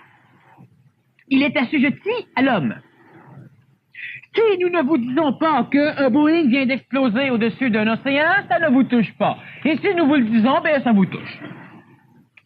Alors, imaginez-vous bien que cosmiquement, il n'y a pas de conscience dans ce mécanisme. Et lorsque la personne voit une évolution, lorsque nous disons, par exemple, c'est vrai que la religion, ça nuit, c'est-tu dommage que l'homme a été religieux? C'est pas dommage. C'est ça qui fait que l'homme peut aujourd'hui réfléchir. Et que l'homme peut aujourd'hui peut-être penser que la religion organisée l'assujettit et l'écrase. Mais s'il n'avait pas eu cette religion, il aurait continué à s'entretuer à l'époque où il n'avait pas d'intelligence. Il aurait continué à faire des choses qui l'auraient détruit complètement. Et c'est la religion organisée, la croyance en des mécanismes salvateurs, etc., qui lui ont permis d'arriver à aujourd'hui. Alors donc, la personne qui constate tout d'un coup qu'elle a été manipulée, elle en souffre, elle voit les autres se faire manipuler, elle se lance en une mission pour les sauver. C'est qu'elle n'a rien compris. Elle est toujours manipulée. Elle est obligée de se lancer dans des missions. Alors, elle reste manipulée. Donc, un être évolué n'a pas de souffrance, souligné ou pas, il n'a plus de problème parce que les événements ne laissent pas de traces dans sa psychologie. Il n'y a pas d'endroit où ça peut s'attacher. L'événement passe, si lui a à agir, il agit, sinon ça passe et c'est oublié. Il ne peut pas souffrir. L'être évolué ne souffre pas. Maintenant, l'être involué peut faire semblant de ne pas souffrir, jusqu'à ça qu'il craque. Et souvent, on va dire d'un être qui, en tout cas, dans les vues, dans les cinémas, dans nos rêves, l'être évolué ne souffre rarement, et ça, on l'accepte. Et lorsque moi je dis que le surhomme ne souffrira pas, le surhomme ne s'attristera plus, on dit, ah, mais il n'y aura plus d'émotion. Il sera capable d'apprécier les choses qui sont belles, il sera capable d'apprécier les choses qui sont plaisantes, qui ont une forme d'esthétique, mais jamais son mental ne sera coloré, ne sera perturbé par les émotions qui vont à l'encontre de l'intelligence. Il sera capable d'aimer comme l'homme n'a jamais aimé. Parce qu'il ne sera pas jaloux, parce qu'il n'aura pas besoin lorsqu'il embrasse de se faire embrasser, il n'aura pas besoin lorsqu'il donne un cadeau de se faire dire merci, il ne sera pas assujetti à son amour. Alors un amour intelligent. Pas l'ombre de l'amour que l'homme connaît. Alors donc, lorsque je parle de l'homme nouveau, on dit, on a peur parce qu'il n'y aura plus d'émotions. Il n'y aura plus d'émotions. Vous avez des émotions, vous embrouillez vos émotions, vous souffrez vos émotions, vous avez du ulcère d'estomac, vos émotions, prenez des pilules pour vos émotions, vous avez peur dans vos émotions, les émotions c'est super, c'est l'homme. Mais à un moment donné, il va falloir que l'homme meure, que le surhomme apparaisse, et que le surhomme puisse travailler en collaboration avec les autres, d'une façon intelligente, et qu'il puisse aimer ce qu'il y a à aimer, et qu'il ne puisse plus haïr. Parce qu'haïr est stupide. Mais c'est pas parce que je contrôle ma haine. Il n'y aura pas de haine. C'est beaucoup mieux qu'une émotion. Lorsque nous voyons un film, nous voyons un maître passer, il se passe plein de choses, puis ça ne le perturbe jamais, on s'est emballé. Et lorsqu'on dit qu'un être humain peut faire ça, ben c'est plus un homme, c'est un robot. On vous annonce, le Pinoff Craft, vous allez l'acheter, c'est des robots. Bien plus que le surhomme. On vous parle d'apocalypse, tout le monde embarque. Des robots. Bien plus que le surhomme. Alors donc, le surhomme aura des émotions, mais il n'aura pas de souffrance. Il ne pourra plus souffrir. Il n'aura pas besoin de souffrir. Vous souffrez, pourquoi? Parce que si vous ne souffrez pas, lorsque vous faites quelque chose qui n'est pas correct, lorsqu'il y a une pathologie physique dans votre corps, si vous ne souffrez pas, vous n'avez pas suffisamment le degré d'intelligence présentement pour régler ce problème-là. Je l'ai déjà expliqué, tu as une douleur à la dent, la douleur disparaît, qu'est-ce que tu fais? Absolument rien, ça fait plus mal. Puis quand ça fait 3 jours, ça fait mal, là tu penses à faire quelque chose. C'est pour ça que l'homme souffre. Dans ta psychologie, il se passe quelque chose, ça disparaît. Mais il n'y a rien là. Non, vu qu'il n'y a rien là, vu que l'homme n'a pas l'intelligence pour pouvoir comprendre ces mécanismes, ben la de souffrance, elle se cultive, et elle revient, et là, quand ça fait 3 semaines, là, il pense à faire quelque chose. C'est comme ça que l'homme évolue. C'est pour ça que l'homme souffre. Mais l'homme intelligent ne souffre pas parce que l'homme intelligent comprend. Donc, il transforme immédiatement, il n'attend pas d'être acculé au mur de la souffrance pour se transformer. Et l'homme ne peut pas souffrir de quelque chose qu'il ne peut pas changer. Stupide de souffrir de quelque chose qu'on ne peut pas changer. C'est s'attacher, c'est s'enchaîner à une stupidité, à une illusion. On ne peut rien changer et on en souffre, franchement. Ça, on ne peut rien changer, souffrons-en pas, rions-en au moins. Ça au moins servait à quelque chose. Et lorsque l'homme comprend les mécanismes d'évolution, jamais un homme lucide, un homme, comment qu'on dit, un être évolué, n'ira aider quelqu'un parce que ça le touche. Il l'aidera parce que c'est intelligent, sinon il passera par-dessus. Et tous nos grands initiés ont fait ça. Même si on compte des histoires sur eux autres. Du point de vue ésotérique, que voulait dire le Nazaréen lorsqu'il a dit à ses apôtres, tout ce que vous lirez sur la terre sera lié dans le ciel, et tout ce que vous délirez sur la terre sera délié dans le ciel? Cela veut dire que l'homme peut faire des péchés et que l'homme peut pardonner, parce que c'est du domaine de l'homme de pardonner, ce n'est pas du domaine de Dieu. Maintenant, le Nazaréen parlait du ciel, il parlait des cieux. Le ciel, c'est l'astral planétaire, et les cieux, c'est les énergies supérieures, supramentales, en montant. Ce que l'homme lit sur la Terre est enregistré dans la mémoire planétaire, donc dans l'astral. Tout ce que l'homme lit, l'homme peut le délier. Et automatiquement que c'est lié, cela crée un égrégore dans l'astral planétaire, dans le ciel, et non pas dans les cieux. Et ce qui est lié par l'homme crée un égrégore qui va avoir comme fonction d'obliger ce qui est lié sur la Terre à rester lié. Et lorsque l'homme sur la Terre finit par se dire que ce qu'il a créé doit le servir et non pas lui l'adorer, il va délier sur la Terre quelque chose. Il ne sera pas puni dans le ciel, ça va délier dans le ciel aussi. Mais l'homme ne le sait pas, alors qu'il fait que l'homme s'évertue continuellement à lier sur la Terre et à rester attaché parce qu'il a peur du Dieu dans le ciel, qui est une créature de l'homme. Dans le ciel, il y a des choses placées par l'homme, et dans le ciel, il y a des choses que l'homme peut déplacer. Alors, ce que l'homme lit sur la Terre est automatiquement enregistré dans la mémoire, dans l'âme planétaire, dans le ciel, et ce que l'homme délie est délié. Mais l'homme a peur de délier parce que le ciel, il l'envisage comme étant une finalité, il l'envisage comme étant une chose suprême, une chose supérieure. C'est dans le ciel que vont les morts. Les morts vont dans le ciel, parce que le ciel, c'est mémoriel, le ciel, c'est astral. Et lorsqu'une personne meurt, il ne reste que sa mémoire. Sa mémoire, c'est dans l'astral, dans le ciel. Et dans le ciel, elle va passer par différentes phases. Et elle va être déliée de tout ce qui s'est passé, parce que dans la mémoire, le temps fait que les choses se transforment, donc on oublie. On appelle ça purifier, dans les termes, disons, plus religieux. Alors, ce que l'homme lit sur la terre est automatiquement lié dans le ciel. Cela n'a rien à voir avec les cieux, cela n'a rien à voir avec l'intelligence active, avec l'Esprit Saint ou avec l'énergie supramentale. Cela n'a rien à voir avec ces choses. Cela n'a à voir qu'avec le domaine psychologique de l'homme, le domaine astral de l'homme collectif, le domaine planétaire, et ce que l'homme lit sur la planète, l'homme le lit dans sa psychologie. Si c'est lié dans sa psychologie, c'est lié dans l'astral planétaire, c'est donc lié dans le ciel. Et la fonction des égrégores est de manipuler l'homme. Parce que l'homme se plaît de se mettre à genoux devant ces égrégores, donc l'homme refuse de délier. Parce que c'est lié dans le ciel. C'est ce que le Nazaréen voulait dire. Délier, mes amis, délier. Quand vous avez fait une connerie, vous avez lié, délié. Il n'y a aucun problème. L'apanage du surhomme est d'être conséquentiel. Cela pourrait-il vouloir dire que si l'homme arrive à prévoir les conséquences de tous ses actes et de ceux des autres, autrement dit de la société, qu'il se couperait des souffrances psychologiques, car il pourrait envisager des possibilités d'action posée, ce qui logiquement enlèverait de sa psychologie toute peur d'évolution à des niveaux supérieurs? Lorsque l'homme comprend, il ne peut pas avoir peur.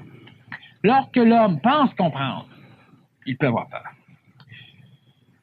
Le mécanisme qui pousse l'homme dans une réelle conscientisation, c'est le doute. Lorsque l'homme arrive à entrevoir les futurs possibles, à entrevoir l'écosystème à long terme, les réactions écologiques des actes qu'il va poser ou que la société va poser, il ne souffre plus, il n'a plus peur. Mais il se trouve que pour en arriver là, l'homme devra lâcher sa peur bien avant. L'homme devra être capable...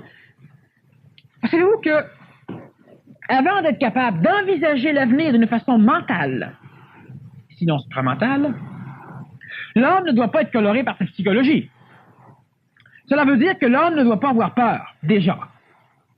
Parce que la peur, c'est quelque chose qui habite l'homme, c'est quelque chose qui est relié au mécanisme psychologique de l'homme, qui est relié à son expérience planétaire, qui est relié à son expérience individuelle, éducatrice, à son expérience sociale. Et cette peur, c'est l'un des plus grands freins. Et plus l'homme vieillit, plus l'homme a peur. Parce que plus l'homme vieillit, plus l'homme a de mémoire expérientielle et l'homme va vouloir moins déménager, moins changer de travail, moins changer de femme. Plus l'homme va avoir peur. Je ne dis pas qu'il aura peur d'un chien, il aura peut-être expérimenté que le chien à un moment donné n'est plus peureux, n'est plus peurant, mais il aura peur d'affronter la vie. Il pourra dire, ah oui, mais moi j'ai plus tellement de temps. C'est pas une raison, pantoute. C'est mauditement plus une bonne raison pour que je commence à changer. C'est plus grand temps. L'homme a plus peur. Et l'homme qui croit que parce qu'il sera prescient, parce qu'il pourra connaître les futurs possibles, parce qu'il n'y a pas un futur. Il y a plusieurs futurs possibles tant que l'homme va être au niveau du plan mental. L'homme ne pourra pas connaître l'avenir qui n'existe pas, mais l'homme ne pourra pas connaître les conséquences mathématiques karmiques des gestes posés par lui-même ou par la société. L'homme, par contre, lorsqu'il sera au niveau mental, aura une préscience. Ce n'est pas de la prévoyance. Ce n'est pas une prémonition. La prémonition, c'est d'ordre astral. Et c'est extrêmement trompeur. L'homme aura une préscience qui ne peut pas tromper, parce qu'il aura des couloirs du temps dans lequel il pourra fouiller et il pourra avoir une idée des choses qui peuvent arriver. Il peut choisir un couloir pour s'y aventurer, comme il peut prévoir que d'autres vont s'aventurer dans tel ou tel couloir. Ça, c'est la préscience et ça, c'est relié au mental de l'homme, à l'intelligence logique de l'homme. Ce qu'un ordinateur peut faire et ce que l'homme va pouvoir faire mauditement mieux. Ce n'est pas d'intelligence supramentale, mais l'homme qui veut faire cela pour se rassurer ne peut pas. Parce que l'homme va imaginer les couloirs qu'il a besoin pour être rassuré. Donc, il ne pourra pas être sûr que le couloir est réel, qu'il n'est pas coloré. Alors donc, on ne peut pas dire que la personne qui va faire ça, quand elle aura ça, il n'aura plus peur. C'est faux. La personne qui va faire ça, pour le faire, ne devra plus avoir peur. Parce que sinon, elle colorera, elle donnera des tangents à sa préscience. Vous prenez un pendule et vous posez une question. Est-ce que je vais avoir telle chose? Si vous désirez l'avoir, de fortes chances que le pendule vous dise oui. Si vous ne désirez pas et que vous n'avez pas peur, il y a de fortes chances pour qu'il vous dise non. Si vous ne désirez pas et vous avez peur, il y a de fortes chances qu'il vous dise oui. On ne peut pas savoir. Les sciences reliées aux mécanismes psychologiques, c'est-à-dire les sciences qui sont reliées à l'homme qui est toujours coloré par le plan astral au niveau du mental, ne peuvent pas servir l'homme. Elles ne peuvent que tromper l'homme. Et c'est d'ailleurs ce qu'elles font depuis des milliers d'années. Alors donc, l'homme qui finit par être suffisamment mental, et ça se développe. Là, on en parle comme ceci. Ceux qui veulent savoir comment faire, je ne peux pas répondre ce soir. L'humanité va arriver à le faire. De plus en plus, les micro-ordinateurs aident à développer le mental de l'homme. L'homme se pose des questions. L'homme a suffisamment de problèmes présentement, problèmes écologiques, problèmes militaires, problèmes politiques, problèmes économiques, pour qu'il développe sa possibilité mentale. Je parle évidemment des continents nord-américains, des continents du moins industrialisés. Ici, on a le programme Maître Contrôleur qui s'adresse à ce genre de personnes, qui s'adresse pas à d'autres personnes. Ça va pour certains, ça va pas pour d'autres. Il y a d'autres choses qui vont apparaître prochainement au niveau du Québec en termes d'enseignement, en termes de pratique mentale. C'est des choses qui prennent du temps, mais qui sont courtes, quand on les fait bien. L'homme prescient n'a pas peur, mais l'homme, pour être prescient, ne doit plus avoir peur. Sinon, il est coloré. Il ne sait pas ce qu'il fait. Dieu aurait-il créé son monde avec autant de souffrance s'il avait pu faire autrement? Je ne suis pas capable d'envisager la souffrance ni pour moi ni pour les autres. Premièrement, Dieu n'a rien créé. Qu'est-ce que c'est Dieu? Dieu, c'est une créature créée par l'homme, à l'image de l'homme et à la ressemblance de l'homme. Avec les défauts de l'homme, avec les plaisirs de l'homme, avec les conquêtes de l'homme, avec les protections militaires de l'homme, avec les anges, avec les sièges à droite, les sièges à gauche, avec tout un attirail tout à fait digne des royaumes de l'époque où on a créé ces dieux. Et on s'est assujetti après à prier ces dieux parce qu'on les a placés dans le ciel, c'est-à-dire dans l'astral. Les énergies supérieures que d'autres pourraient appeler dieux, peut-être. Fais attention avec le mot Dieu, parce qu'il y a des dieux, il y a des maudits dieux. Mais disons que si on parle d'énergie supérieure, ils n'ont pas créé la planète Terre, et je ne veux pas aborder le sujet, disons, venir dans une conférence prochainement. Lorsque la souffrance est apparue sur la planète Terre, c'est simplement parce que l'homme a été densifié, et dans sa densification, l'homme s'est assujetti à vouloir conserver ce qu'il connaissait. L'homme veut conserver ses mémoires. Qu'est-ce qui vous fait souffrir? Rien ne peut vous faire souffrir si vous n'avez aucune mémoire. Lorsque vous prenez une aiguille et que vous la plantez sur votre peau, si vous enregistrez et que vous oubliez au fur et à mesure ce que vous enregistrez, la souffrance n'existe pas. Vous devez expérimenter le stimulus pour pouvoir connaître. Lorsque vous avez peur de perdre, c'est que vous savez que vous possédez, vous souffrez. Lorsque vous voulez gagner, vous avez peur de ne pas gagner, c'est que vous avez dans votre mémoire quelque chose. Et c'est parce que l'homme, la souffrance, je l'ai déjà défini comme étant un processus de lutte contre le changement. Et parce qu'il y a une lutte contre le changement, il y a souffrance. Et ce n'est pas la souffrance physique qui est la plus dangereuse. On la règle très bien avec la matière aujourd'hui. C'est la souffrance psychologique. C'est elle qui est le problème de l'homme. Et cette souffrance psychologique, elle apparaît chez l'homme parce que l'homme ne veut pas accepter la transformation. Ta mère vient de mourir, c'est une transformation. Accepte-la, c'est fini. Tu souffres pas. Tu peux pas souffrir. Oui, mais je l'aimais. C'est pas une raison de souffrir. Et puis là, aime-la pareil. Et puis là. Oublie-la. Elle n'a jamais existé. L'homme peut inventer son futur comme l'homme peut inventer son passé. C'est des illusions. Ça n'a pas rapport avec la réalité.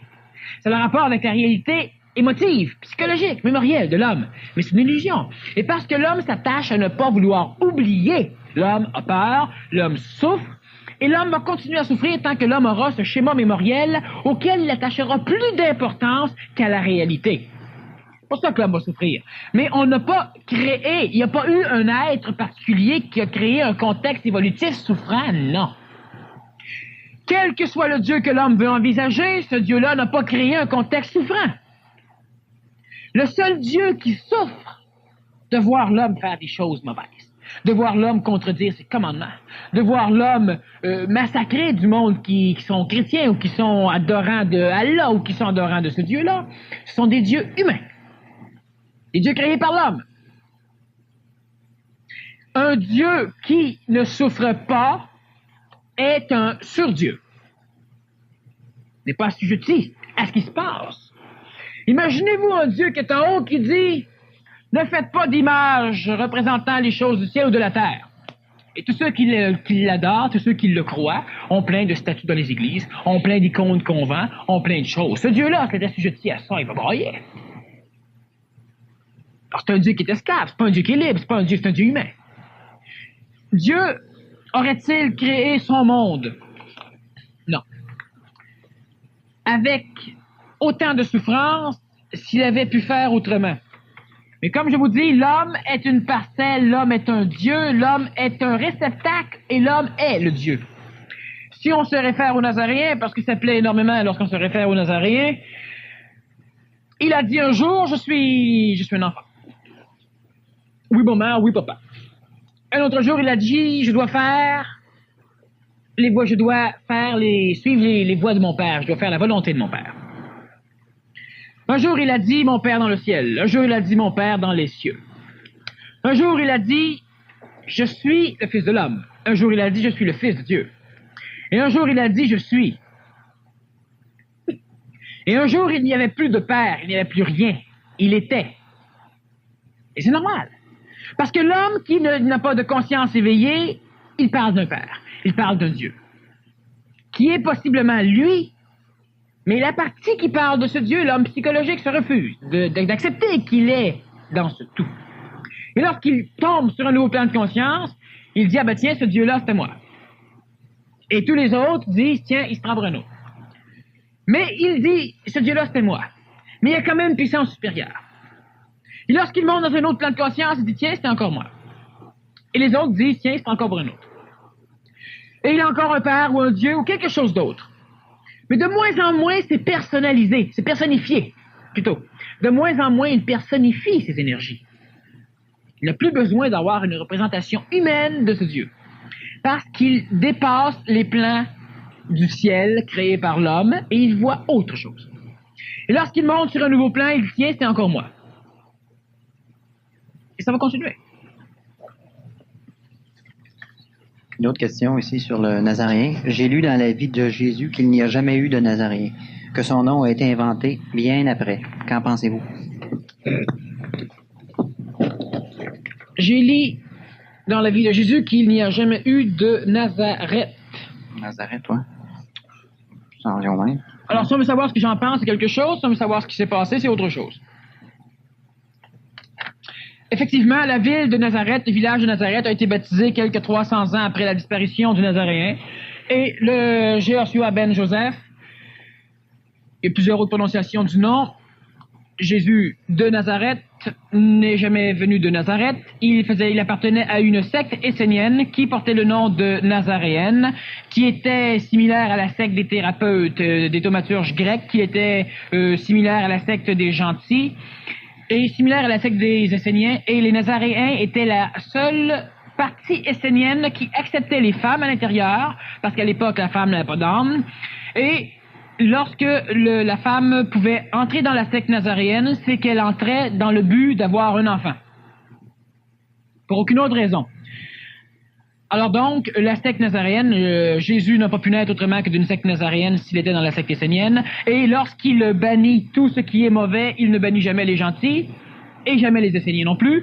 On a de toute façon à un moment donné une personne qui est essénienne qui vient l'aider, qui essaie de le suivre. Maintenant, Jésus devait faire le plan essénien, qui était un plan révolutionnaire, et lui a, à un moment donné, dans son évolution conscientisante, eu accès à l'énergie supramentale, eu accès à ce qu'on appelle l'énergie christique, donc il est devenu un Christ.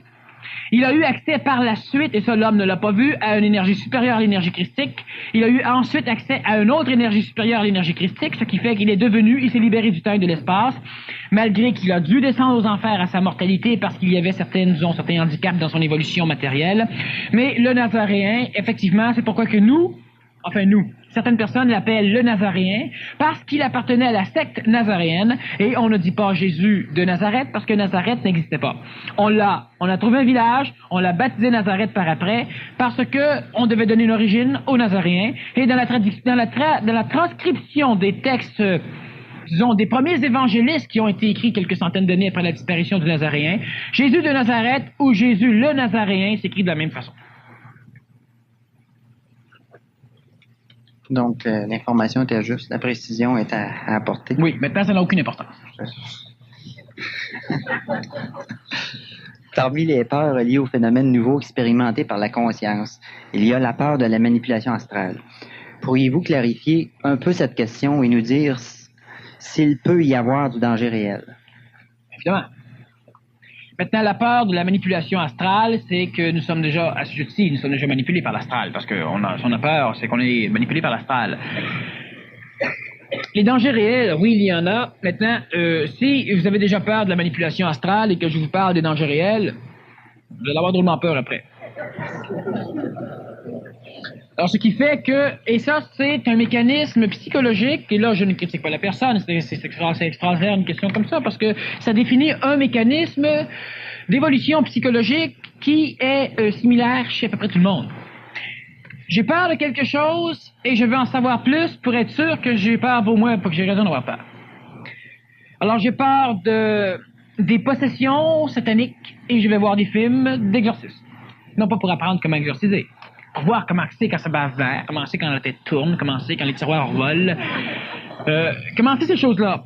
Alors ça, c'est le problème de l'homme. L'homme s'éverse toujours à nourrir ses peurs. Parce qu'il croit qu'ainsi, il connaît le monde. Il connaît le monde. Alors on parle donc des manipulations astrales, on parle des manipulations sataniques, lucifériennes, et lorsque je connais ces choses-là, lorsque j'en ai extrêmement peur, j'y connais bien, je connais le monde.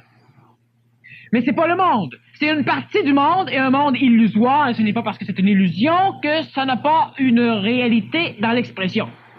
Quand on dit que c'est une illusion, cela veut dire que c'est mal compris par l'homme. C'est ça l'illusion. C'est interprété par l'homme. C'est ça l'illusion, pas la chose. La chose, elle est réelle. Lorsqu'un fantôme apparaît devant vous, c'est réel.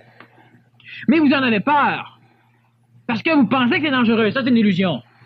Et étant donné qu'il est assujetti au monde des morts, qu'il est assujetti au monde non évolutif, au monde de la désintégration purgatorielle, cette personne va se complaire, comme n'importe qui, à faire peur, si tu as peur.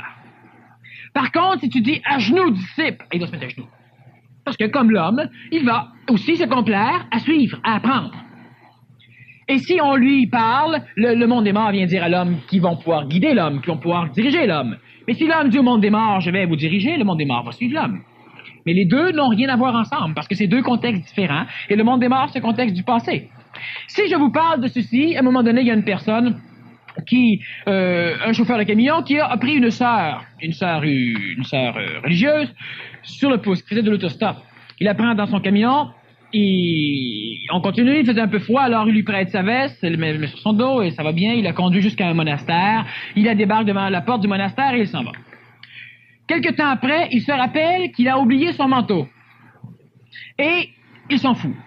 Un an après, derrière le banc de son camion, il allait vendre son camion, il découvre une petite mallette qui appartenait à la sœur. Il se rappelle soudainement l'avoir placée là. Alors il dit, je vais passer au couvent, ça fait un an, mais quand même, il a peut-être besoin de ces choses. Alors il repasse au couvent et il amène la valise. La sœur supérieure le reçoit et elle dit, ah ben oui, je connais cette valise, effectivement. Alors on ouvre la valise, il y a la photo de la sœur et tout ça. Alors le monsieur dit, oui, c'est bien elle. Il dit, mais vous avez pris cette valise-là où? C'est elle qui l'a oubliée dans mon camion, il y a un an. Alors la sœur était un petit peu traumatisée, elle a dit, ça se peut pas, parce que ça fait 15 ans qu'elle est morte. Alors le bonhomme est allé voir, effectivement, il y avait le cimetière dans le monastère, et la sœur était là, il y avait une petite photo encore, tout grisâtre, de cette sœur, et elle était morte depuis 15 ans. Alors l'homme, est-ce qu'il était content? Est-ce qu'il était plus évolué? Il connaissait une partie du monde des morts. Il connaissait certaines farces, certaines attrapes, qui sont plaisantes. C'est fun de voyager avec une sœur qui est morte depuis 15 ans. C'est plaisant, ça fait compter des choses. Mais si l'homme en a peur, parce que si notre chauffeur de camion l'aurait su, son voyage aurait été drôlement plus. Enfin, il n'aurait peut-être pas eu les mêmes pensées qu'il a eues. Mais il a connu un peu le monde des morts. Et certaines personnes ne croient pas à ce monde. Et c'est pas grave, ça change rien. Ça change rien. Si un jour vous avez à voir quelque chose, allez le voir. Et si vous n'avez rien à voir, vous ne le verrez pas. Et ceux qui croient à ce monde des morts, s'ils l'ont à voir, ils verront. S'ils n'ont pas à voir, ils ne le verront pas. Ça n'a aucune importance. Ce n'est pas parce que l'homme connaît le monde des morts que l'homme évolue. Le monde des morts, c'est un mécanisme, exactement comme si je vous disais, pour évoluer, vous devez tous connaître la vitesse de la lumière. Vous devez tous connaître l'illusion relative de l'étirement du temps dépendant de l'espace et de la vitesse de déplacement dans l'espace. Mais non. Un jour, cela va être clair dans votre tête, tout simplement, tout court. Mais ce n'est pas sine qua non à l'évolution. Un jour, l'homme va connaître le monde des morts, l'homme va parler avec le monde des morts, l'homme va faire peur au monde des morts. Maintenant qu'on se penche un peu. Mais ce ne sera pas un critère d'évolution. Ça va être aussi banal que lorsque, comme vous respirez de l'air, lorsque vous voyez la foudre tomber, vous vous dites, on a des paratonnerres, encore, vous vous cachez, mais ça vous fait plus peur. Ça fait encore peur. Parce que c'est plaisant d'avoir peur du tonnerre. On a encore du monde qui se plaise, il aime ça. Il aime les orages électriques, ça leur fait peur. Bon. Alors l'homme a besoin de la peur, ça va. Mais à un moment donné, c'est pas une peur religieuse comme dans le temps. Vous n'allumez pas des cierges, pas que la foudre tombe chez vous, vous placez un paratonnerre à la place. Alors donc, c'est la même chose pour le monde des morts. Et est-ce que c'est effectivement ce qui peut se passer des choses? Bien oui. Tout cela dépend de vous, tout cela dépend de votre conscientisation, mais le monde des morts est dépendant des réceptacles. C'est-à-dire que si vous n'êtes pas un réceptacle adéquat à quelque chose, il ne peut rien se passer. Et l'homme doit contrôler ce monde des morts, mais l'homme doit le contrôler non pas en voulant cogner à la porte, en faisant du spiritisme pour leur parler, leur dire qu'ils sont stupides, leur dire qu'ils sont laids. Dangereux. Ça fonctionne, ça marche, tout ça marche. Ceux qui disent qu'ils communiquent avec les morts, c'est sans doute vrai. Mais un jour, ils vont avoir à en pâtir parce qu'ils ne connaissent pas les mécanismes de l'évolution, ils ne connaissent pas les mécanismes du monde des morts. Ce n'est pas en demandant au monde des morts comment ça marche sur le bord que vous allez connaître le monde des morts. Demandez à un être humain comment ça marche sur la planète Terre, il ne sait pas.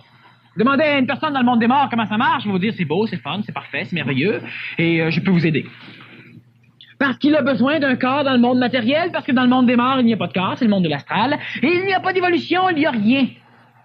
Ça vous fait pas peur pour mourir, parce que quand vous allez mourir, vous allez aller faire un petit tour dans le monde des morts, mais votre esprit n'a rien à faire avec le monde des morts. Votre âme va aller faire un tour dans le monde des morts, va passer par une phase infernale dépendant de la densité karmique, de la densité de votre âme, de votre corps astral. Vous allez passer par une phase purgatorielle de désintégration psychologique et astrale. C'est pour ça que vous vous rappelez jamais de rien quand vous renaissez, parce que vous n'êtes plus rien non plus. Mais votre esprit ne meurt pas, il ne va pas dans le monde des morts, et il se passe rien. Alors donc, le monde des morts, c'est un mécanisme parallèle au monde des vivants, mais ce n'est pas nécessaire, c'est pas épeurant. Il se passe des choses. La foudre, quand ça tombe sur une personne qui joue au golf, ben ça brûle. Mais c'est pas plus épeurant. Mais ça fait des choses. Pas de raison d'en avoir peur. Alors c'est la même chose pour le monde des morts, c'est extrêmement banal le monde des morts. Ils me détestent le monde des morts de toute façon, puis ça me dérange pas. Ils détestent moi aussi. Comment faire pour arriver à percevoir? Et quelle est l'utilité de percevoir? Et ça dans la vie quotidienne. Disons qu'avant, posons les questions d'une façon, disons, différente. Quelle est l'utilité de percevoir? Avant de savoir comment percevoir. Parce que si vous ne savez pas pourquoi percevoir et que vous suivez des cours comment percevoir et qu'après, maintenant vous percevez, vous demandez pourquoi percevoir, il y a un problème. Mais là, je ne dis pas ça je ne critique pas les questions, je profite simplement des possibilités qu'on a pour arriver à comprendre un peu plus les mécanismes de l'homme. Et si on est capable de parler sans ego, vous allez, si c'est vous qui posez les questions, vous allez comprendre effectivement, c'est vrai. Vous avez ri, c'est vrai, c'est comique. On rit pas de la personne, on rit des mécanismes les mécanismes qui déterminent notre manière de penser. Alors, comment percevoir? Est-ce que c'est utile? Est-ce que c'est utile de percevoir? Et après ça, peut-être comment? Encore là, c'est vous qui pouvez déterminer si c'est utile de percevoir. Qu'est-ce que c'est percevoir? La perception, c'est la même chose qu'une ception. C'est-à-dire que percevoir, c'est la même chose que voir. Sauf que ce n'est pas par les sens physiques, c'est par des sens vitales, par des sens astrales, psychologiques, par des sens mentaux. Donc, percevoir, c'est un sens. Ça se développe comme les sens physiques, par certaines techniques ou simplement par la conscientisation. À un moment donné, les symptômes de l'évolution apparaissent tout simplement sans qu'on aille les rechercher. Et percevoir, ça sert à quoi? À quoi ça vous sert de voir? Vos yeux servent à quelque chose. Vos oreilles, votre nez, votre bouche, votre peau, ça sert à quelque chose. Cela vous donne votre conscience matérielle. C'est votre état de conscience matérielle. Et plus vous entendez loin, plus votre niveau de conscience matérielle est grand. Mais c'est limité. Au niveau de la perception, donc de la conscience, disons, vitale ou astrale, on va donc fouiller dans les mémoires akashiques, c'est-à-dire qu'on a un contact avec le monde des morts. Cela étend le schéma de conscience de l'homme. Mais l'homme n'a pas une conscience totale, c'est-à-dire qu'une conscience totale, c'est quoi? C'est lorsque l'homme n'a plus rien à apprendre, n'a plus rien à apprendre sur aucun des plans planétaires. L'homme a une conscience totale, une conscience globale. Avoir un schéma de conscience dans le plan vital, dans le plan physique, c'est bon. C'est nécessaire, c'est très bon. Maintenant, on ne doit pas vouloir percevoir des choses pour pouvoir avoir peur. Tout ce que l'homme perçoit, l'homme doit l'analyser et l'homme doit s'en foutre. J'entends une auto qui me fonce sur moi, je regarde, elle fonce sur moi, là, je m'en fous pas, je me tasse. Mais ce n'est pas parce que j'entends la voisine se chicaner avec son mari que je dois être perturbé. Ça me regarde pas, c'est les affaires. Alors, j'ai une conscience physique qui nuit. J'ai déjà dit que plusieurs personnes veulent voir l'aura. Ils veulent avoir une ouverture du troisième œil. Et jamais personne ne se demande qu'est-ce qu'ils vont foutre une fois que leur troisième œil va être ouvert et qu'ils ne pourront plus le fermer. Parce que c'est beaucoup plus dur d'apprendre à le fermer que d'apprendre à l'ouvrir. Et lorsque vous voyez toutes les auras de tout le monde continuellement, journée longue, tout mélangées les unes envers les autres, à travers la vôtre, ben c'est plate. Si tu fermes les yeux pour dormir, tu vois tout encore. C'est bien le fun d'ouvrir l'œil, troisième œil, mais il faut aussi apprendre à le fermer. Surtout que ça sert à rien en plus d'ouvrir ça. Bon. Non, ça sert réellement à rien. Ça l'a pas, c'est pas un critère d'évolution. Vous voyez l'aura du monde et est-ce que ça va vous rendre plus heureux? Surtout qu'en voyant l'aura des autres, vous ne pourrez jamais connaître ce qui se passe chez les autres parce que vous voyez l'aura des autres à travers la vôtre. Et les mélanges de couleurs font que vous ne savez plus penser ce que vous voyez. Alors c'est pour ça que dans l'antique tradition, on disait que la personne qui voit l'aura, pour bien comprendre, doit être pure. C'est-à-dire qu'elle ne doit plus avoir d'aura. Plus de contexte psychologique. Eh bien là, oui, là c'est utile. Ça ne sert plus à rien. Parce qu'elle laisse d'autres plans, puis elle fait déjà tout. Elle n'a plus besoin de ça. Des symptômes de l'évolution, mais ce ne sont pas des choses à rechercher. Ça, c'est pour passer le temps, c'est pour occuper. Ça, c'est très intéressant dans le salon. Alors donc, la personne qui essaie de percevoir, la personne qui perçoit, c'est qu'elle ne fait que développer des sens qui ne sont pas attribués au physique, qui sont attribués à son plan vital, son plan psychologique, à son plan astral, donc à son plan mental. Et c'est simplement ça. Et c'est extrêmement bon tant que la personne n'attache pas d'importance à ce qu'elle va percevoir dans ses nouveaux plans, tant qu'elle ne sait pas ce que c'est. Vous savez, vous allez camper dans le bois la première fois, et il y a un petit ami oreiller, un petit Suisse, qui saute sur une branche, qui rentre dans son trou. Et vous sortez de votre trou, vous montez haut comme ça, et vous descendez à terre parce que vous cherchez où ce qui est lourd ou l'orignal. C'est ça, avoir des sens, et ne pas savoir dans quel monde nous sommes. Lorsqu'un orignal approche, c'est comme si 3 ou 4 bulldozers approchaient. Alors, lorsqu'on entend un orignal, normalement, c'est un Suisse, un écureuil, c'est quelque chose de pas gros. Mais l'homme a peur. Pourquoi? Parce que l'homme ne le connaît pas. Alors, vous allez dans le bois, vous entendez des bruits, n'ayez pas peur. Et là, à un moment donné, vous allez vous ajuster à ces bruits et vous allez savoir. Lorsque l'homme commence à percevoir, il perçoit dans le domaine des morts, dans le monde du vital ou dans le monde de l'astral. Et lorsqu'il entend quelque chose, là, il a peur, ben, il croit que c'est Dieu, il croit que c'est Jésus. Immédiatement, il l'amplifie parce qu'il ne connaît pas, il n'a pas de point de comparaison. Et présentement, l'homme a besoin de point de comparaison. Alors donc, l'homme entend quelque chose, c'est gros, c'est immense, comparé à quoi? Je sais pas, j'ai rien entendu d'autre. C'est ce qui arrive dans le bois. La nuit, dans la forêt, lorsqu'on va camper, et qu'on n'est pas habitué. Alors c'est la même chose, la perception, c'est extrêmement vital, disons qu'on la développe. C'est utile, c'est un très bon outil, mais dans les premiers temps, tant qu'on ne connaît pas le monde dans lequel nous développons cette perception, avant que vous perceviez, ça vous dérangeait pas, maintenant que vous percevez, ça ne doit pas vous déranger plus. C'est amusant. Amusons-nous. Et lorsque vous allez, par cette perception, connaître l'autre monde, vous n'aurez pas plus peur à le connaître, le monde. Et ça, c'est important. C'est pas parce qu'une personne entre en contact avec un mort qu'elle est évoluée, ou qu'elle doit avoir peur, ou qu'elle doit se sentir rassurée. Elle est en contact avec un mort et c'est tout. Comme lorsque vous écoutez de la radio. C'est pas plus évolué. Une personne demeure dans une situation aliénante pendant 20 ans. N'osant pas changer cette situation par insécurité, peur de l'extérieur, comment se fait-il que dans un laps de temps assez court, la personne change du tout au tout cette situation? Que se passe-t-il? Est-ce que des entités supérieures l'aident pour faire ce travail? Les entités supérieures à l'homme tendent surtout à assujettir l'homme, donc vont aider l'homme, vont donner l'impression d'aider l'homme pendant un certain temps, jusqu'à temps que l'homme s'en remette à ces entités, et là, les entités vont se servir de l'homme. Lorsqu'une personne est prise dans un marasme, elle peut à un moment donné avoir un contact astral qui va lui dire un peu quoi faire, cela est une chose possible, mais il y arrive aussi ceci, c'est que l'homme apprend par la souffrance, et lorsque l'homme souffre pendant longtemps, ce qui l'assujettit à ne pas vouloir changer est consumé par la souffrance. Alors, à un moment donné, il n'y a plus de souffrance, il n'y a plus rien, et l'homme a changé, ce qu'on appelle une mutation, ou une évolution. C'est une mutation lente, longue, mais il y a eu une transformation, et à un moment donné, cela doit s'exprimer. Mais on n'a pas besoin de rester 20 ans assujetti, on doit comprendre les mécanismes de l'amélioration, comprendre surtout l'intelligence de l'amélioration pour arriver à s'améliorer. Alors, la personne qui a fait cette démarche, c'est tout à fait normal, cela peut être assujetti à une aide d'un guide de lumière, qui vient de l'astral, à un grand maître, à un grand vichou machin chouette, à n'importe quoi, qui vient du plan astral, qui va tendre à aider l'homme pour convertir l'homme, et lorsque l'homme est converti, il va se servir de l'homme pour que l'homme le serve. Cela peut aider une personne à s'en sortir, et elle peut lâcher ce maître, ce dieu, ce n'importe quoi, à un moment donné, comme elle peut rester affiliée sans savoir, c'est pas nécessaire qu'elle lui donne un nom, mais elle reste affiliée, ça ne se dérange pas. C'est l'évolution normale de l'homme.